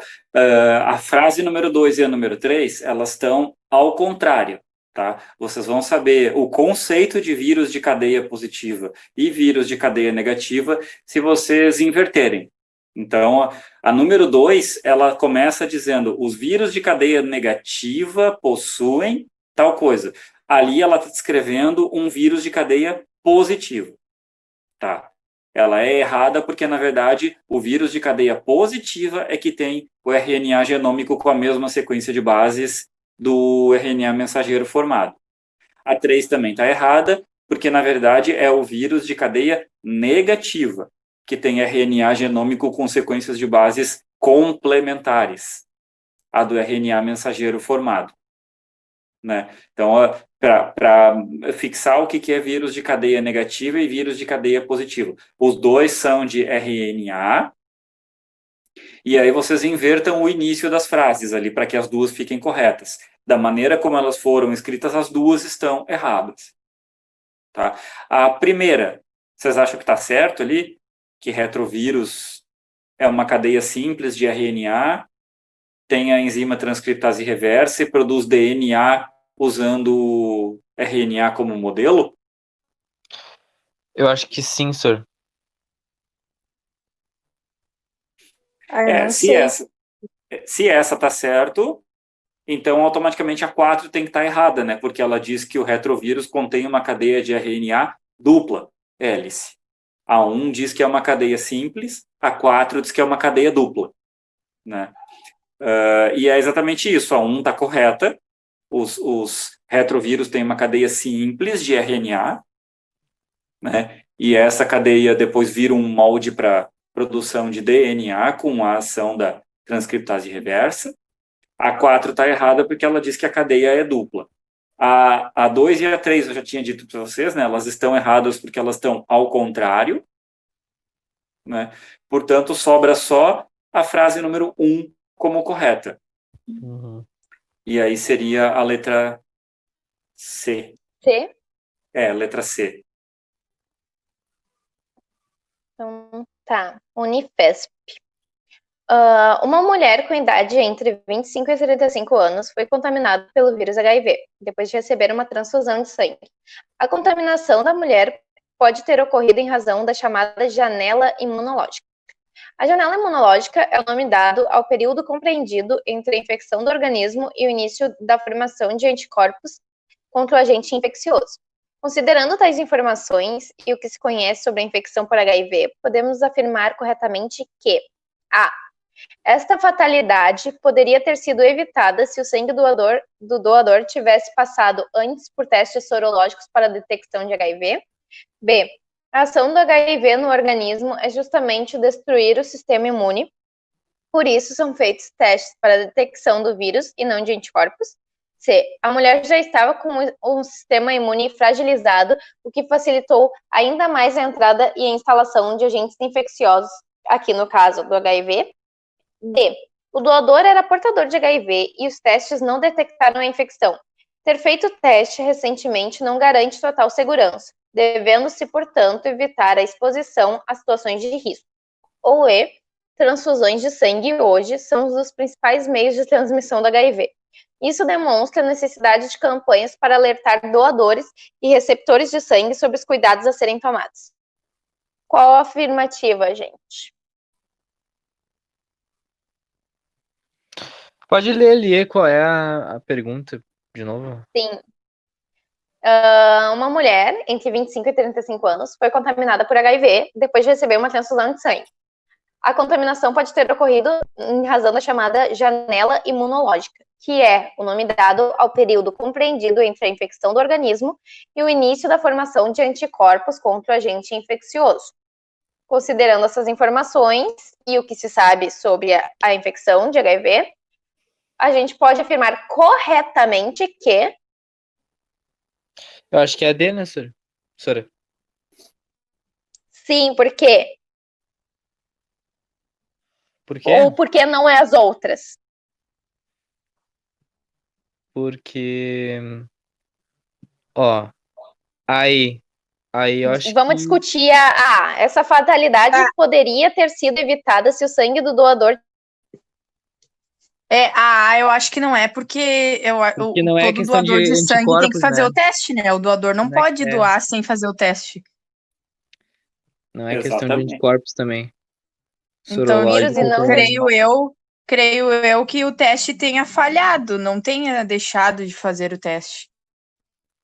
Exatamente. Exatamente. Existe uma coisa chamada falso positivo, falso negativo, né, João? E o enunciado da questão fala duas vezes ali, ó, janela imunológica. Esse foi o problema, né? Foi por isso que ela acabou sendo infectada, mesmo o doador tendo feito. Se um teste de HIV é feito durante a janela imunológica, tem uma possibilidade de dar falso negativo, né? O doador do sangue que a mulher recebeu, ele estava na janela, ele contraiu, mas ainda o teste ainda não pegava, então ele conseguiu doar, né? Os testes não detectaram, né? E por isso o exame não é 100% garantido. Quem já doou sangue sabe que a gente passa por uma entrevista, eles perguntam sobre o nosso comportamento, depois da entrevista ainda tem lá uma máquina que parece uma urna eletrônica, onde ninguém está olhando a resposta que a gente vai dar, e ali a gente coloca se falou a verdade em todas as respostas, sim ou não, porque algumas perguntas são meio constrangedoras. Além de fazer os testes, ainda é feito todo um questionário com o doador para ver realmente qual é o risco que essa pessoa corre de estar infectada e não saber, de ela estar na janela imunológica, né? A B está errada porque não é detecção de anticorpos, é detecção do RNA viral mesmo, né? A C diz que ela estava com o sistema imune fragilizado. Isso até teria facilitado a entrada e a Mas a ação. gente também não tinha essa informação, né? O problema é que o enunciado da questão não diz isso, né? E a E diz que as transfusões são dos principais meios de transmissão do HIV. Não, né? Se fosse, já teria muita gente infectada atualmente, né? A relação sexual é o principal meio de transmissão do HIV. Acontece que quando alguém pega HIV em transfusão de sangue, vira notícia. E vira notícia justamente porque é exceção, porque é raro, né? Mas a correta é a letra D mesmo. Ele fez o teste, só que o teste não tem 100% de segurança. Ele estava na janela imunológica. Então, tá. Ó, PUC, 2015, o sistema a seguir representa um bacteriófago.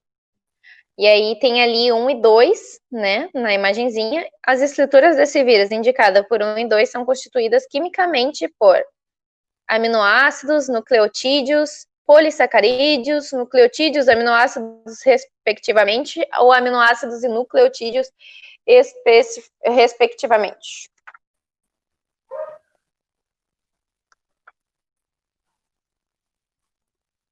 Eu acho que é E. E que dentro é nucleotídeos, né? Nucleotídeo eu sei Fora que é seriam os dentro, daí aminoácidos. fora eu não sei, então vou chutar aminoácidos. Não, pode ser que não seja isso, na real. Pode ser que os dois sejam a mesma coisa, talvez, não? Não, acho que não ia ser nucleotídeo por fora. A flecha número 1 está apontando para o capsídeo, né, ou envelope viral. Esse capsídeo é feito de quê? Proteínas. Proteínas.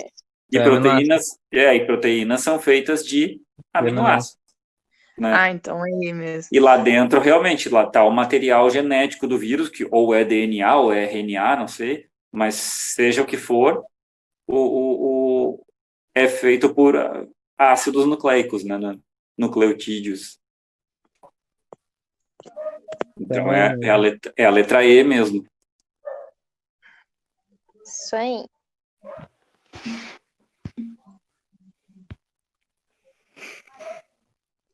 O ser humano tem travado batalhas constantes contra os vírus. A respeito dos vírus, assinale a alternativa correta, gente. A. São todos endoparasitas celulares. B. Os antibióticos só são eficazes contra alguns tipos. C. Todos eles possuem o DNA e o RNA como material genético.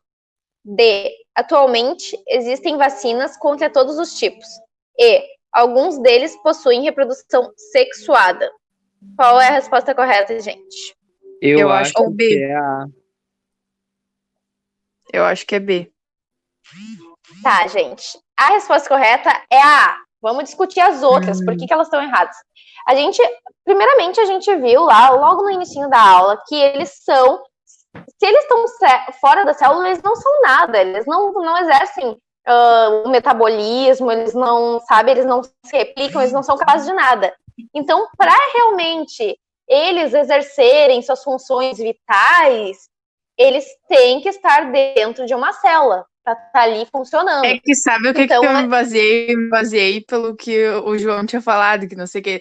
Tudo que afirma tudo, todos e tal, acho estranho. Então eu fui pelo único que não tava falando todos, que falou que alguns.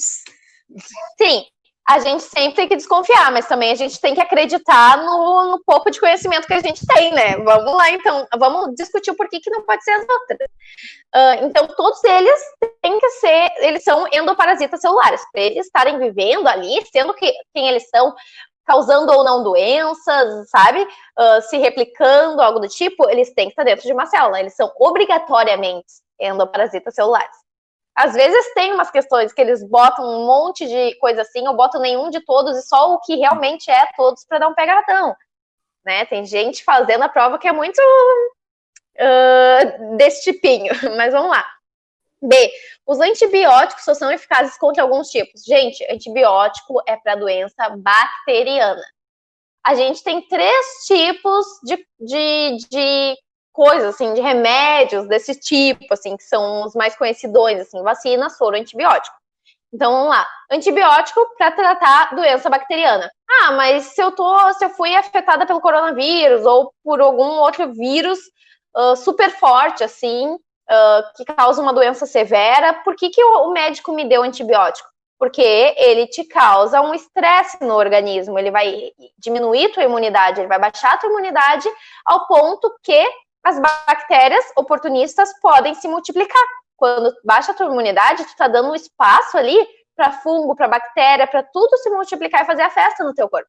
Por isso que alguns médicos receitam antibióticos para algumas doenças virais também. Mas não é para doença viral, é só para prevenir uma possível doença bacteriana, entendeu? Então não pode ser a B, porque antibiótico é para bactéria, não é eficaz contra alguns tipos de vírus, sem bactérias. Já eu vou fazer na próxima aula, a gente vai ver isso, mas eu já vou falar aqui também. Vacina, a gente tem sim para vírus e bactérias, a gente vai ver também que tem algumas vacinas na aula que vem para bactérias, e a gente vai ver algumas vacinas mais importantes, assim, só para a gente não esquecer, assim, a gente ter uma noção. Então, vacina é tanto para vírus para bactérias, mas ela serve diferente do antibiótico, que é para tratamento de uma doença bacteriana. Vacina é para induzir o nosso corpo, né, o nosso organismo a produzir anticorpos. É basicamente para preparar nosso organismo para a possível doença que pode vir aí. E o soro é quando não dá tempo, nosso organismo não tem tempo de produzir anticorpos, sabe? O negócio pode ser muito ruim, pode dar um ruim muito pesado, tipo soro para raiva, né? O soro antirrábico que eu tive que tomar. Como a raiva é uma doença letal, meu corpo não tem tempo para produzir anticorpos para uma coisa terrível dessas, pode super acontecer, assim, eu posso mal em pouco tempo, é a tomada do soro, já para dar uma prevenida, assim, power, sabe? Assim como uma picada de cobra, né, de serpente, tu tem que tomar o soro, porque o sistema não produz anticorpos para isso, e dependendo do veneno, algo do tipo, teu sistema pode demorar muito para produzir alguma coisa, então não vale a pena tu ficar esperando, né? Por isso, soro. E antibiótico não é bactéria. Todos eles, letra C, todos eles possuem o DNA e o RNA com material genético? Não, a gente já sabe que tem vírus de DNA e vírus de RNA. Não existe essa coisa, tipo, todos eles possuem o DNA e RNA com material genético. Não. Atualmente existem vacinas contra todos os tipos, a gente já viu que não. Por exemplo, ali até na hepatite, que a gente tem hepatite A e hepatite B com vacina, a gente não tem para os outros tipos de hepatite. Então, até para uma doença que tem vacina, às vezes não tem para todos os tipos. Imagina para algumas outras doenças que não tem nem para o tipo principal, né? Tem isso também. E alguns deles possuem reprodução sexuada. Não tem isso. Então, a gente já viu como funciona. Temos o ciclo lítico, o ciclo lisogênico. E depois eu vou disponibilizar os slides para vocês. E qualquer dúvida, a gente pode falar de novo para vocês, explicar de novo alguma coisa ou outra. Então, a resposta correta é A. Eles são todos endoparasitas celulares. Eles têm que estar aparecendo alguma célula para exercer sua função vital. Agora, 5. Olha o textão ali. 5, da PUC. Né, João? Tem que botar um textão para eu ler, né? Para exercitar meu déficit de atenção, meu problema de síndrome de cebolinha invertido. Vírus é uma entidade biológica, olha aí, é uma entidade biológica que pode infectar organismos vivos. Vírus são parasitas intracelulares obrigatórios, sim, e isso significa que eles somente se reproduzem pela invasão e controle da maquinaria de autorreprodução celular. Sim, eles escravizam a célula, eles vão lá e eles que mandam, eles tomam controle de tudo e obrigam a célula a fazer o que eles querem. O termo vírus geralmente se refere às partículas que infectam eucariontes, né? As células animais e tudo mais, vegetal e tal. Enquanto o termo fago é utilizado para descrever aqueles que infectam procariontes. Quando ele dá essas coisas no meio do texto, são afirmações. Então, a gente sublinha e guarda no teu coração, porque são uma afirmação, ai, meu Deus! Uma coisa importante, né, gente? Também, para saber. Tipicamente, essas partículas carregam uma pequena quantidade de ácido nucleico carregado por alguma estrutura protetora consistente de proteína, também conhecida como envelope viral ou capsídeo, ou feita de proteína e lipídio. São conhecidos aproximadamente 3.600 espécies de vírus, sendo que algumas são patogênicas para o homem. Aí, analise as proposições sobre os vírus. Vamos lá. Vírus com a enzima transcriptase reversa, que o Johan gosta de falar, são possuidores de RNA com material genético e são capazes de promover cópias de molécula de DNA a partir de moléculas de RNA. 2 ali. Febre amarela, dengue, varíola, poliomielite, hepatite, hanseníase, AIDS, condiloma, sarampo, sífilis, cachumba são exemplos de viroses humanas. Olha aí, quem sabe, sabe. Sabe o que é ou sabe o que não é. Se há vírus bacteriófagos capazes de realizar o ciclo lítico, onde a célula infectada não sofre alteração metabólica e acaba gerando 2 células filhas infectadas. 4. Antibióticos como a penicilina, cefalexina, ampicilina não são indicados para o tratamento de viroses, pois os vírus, devido à sua elevada capacidade mutagênica, desenvolvem rapidamente resistência a esses medicamentos. E 5. Normalmente, os vírus apresentam especificidade em relação ao tipo de célula que parasitam. Assim, os vírus da hepatite têm especificidade pelas células hepáticas. Os vírus causadores de verrugas têm especificidade por células epiteliais, assim como vírus que atacam animais são inócuos em vegetais e vice-versa. Aí, a gente tem que saber quais são as corretas. A única que eu tenho quase certeza que é correta é a terceira. A 1 tá correta. A 1 Ui. também tá. A segunda eu acredito que não, porque misturou ali hanseníase, que é lepra. Que lepra não seria necessariamente vírus, né? Seria bactéria. E a terceira, vírus bacteriófagos. A terceira é correta. É, correto. E daí a quarta e a quinta eu não tenho a mínima ideia. Só com essas aí já não dá pra responder a questão? Tá, vamos tirar. Então, a gente sabe que ali a 2 não é. A gente arranca fora ela, né? O que vocês acham que não é também? Aí, nas alternativas, a gente tira tudo que é a 2. Risca a resposta, tira A, tira B. E a gente ainda tem a C, a D e a E para discutir, gente. Tira a E também. E olhem, observem que na C, a D e a E tem como resposta verdadeira a resposta número 5 lá. Então, a gente já sabe que essa é verdadeira também. Que sim, os vírus têm especificidade ao tipo de célula. Eu já falei isso lá no início. E aí, eles infectam as células que eles têm que infectar, né? Que eles conseguem reconhecer melhor, que eles têm essa especificidade, se preferem esse tipo de célula. a cápsula dele e tudo mais, detecta aquela célula e ela consegue, as proteínas, elas realmente encontram e tudo mais, que nem coronavírus, que o João estava falando e tal. Então, a gente sabe que pode ser a C, a D e a E, que a 5 está realmente correta. E aí? A 4, eu acho que tá correto, senhor. Eu acho que é E. Não, mas Vamos lá, então. A 4. 4 tá falando de antibiótico, gente. Antibiótico, blá, blá, blá, não são indicados para o tratamento de virose. Tá, isso a gente sabe que é correto. Mas olha ali. Pois o vírus, devido à sua elevada capacidade mutagênica, desenvolve rapidamente resistência a esses medicamentos. Só o começo. Não, gente. Aí que eles te pegam. Não pode ser preguiçoso. Quem desenvolve resistente a antibiótico são as superbactérias, as bactérias super resistentes e tudo mais. Vírus não tem nada a ver com antibiótico, então a gente já corta isso também. O que dá para cortar lá embaixo? E necessariamente não pode ser considerado realmente vida, né? A gente não realmente sabe disso, ninguém não consegue definir. Vírus é uma incógnita. Como é que um antivida então, vai matar alguma coisa? A gente consegue cortar a D também. E a gente fica entre a C e a E. 1 e 5 ou 3 e 5? Vamos analisar a 1 e a 3, então, né? E aí, gente? Vamos lá. Eu acho que é 3 e 5. Deixa eu ver. A E é 3 e 5 e a C é 1 e 5. Tá. 1.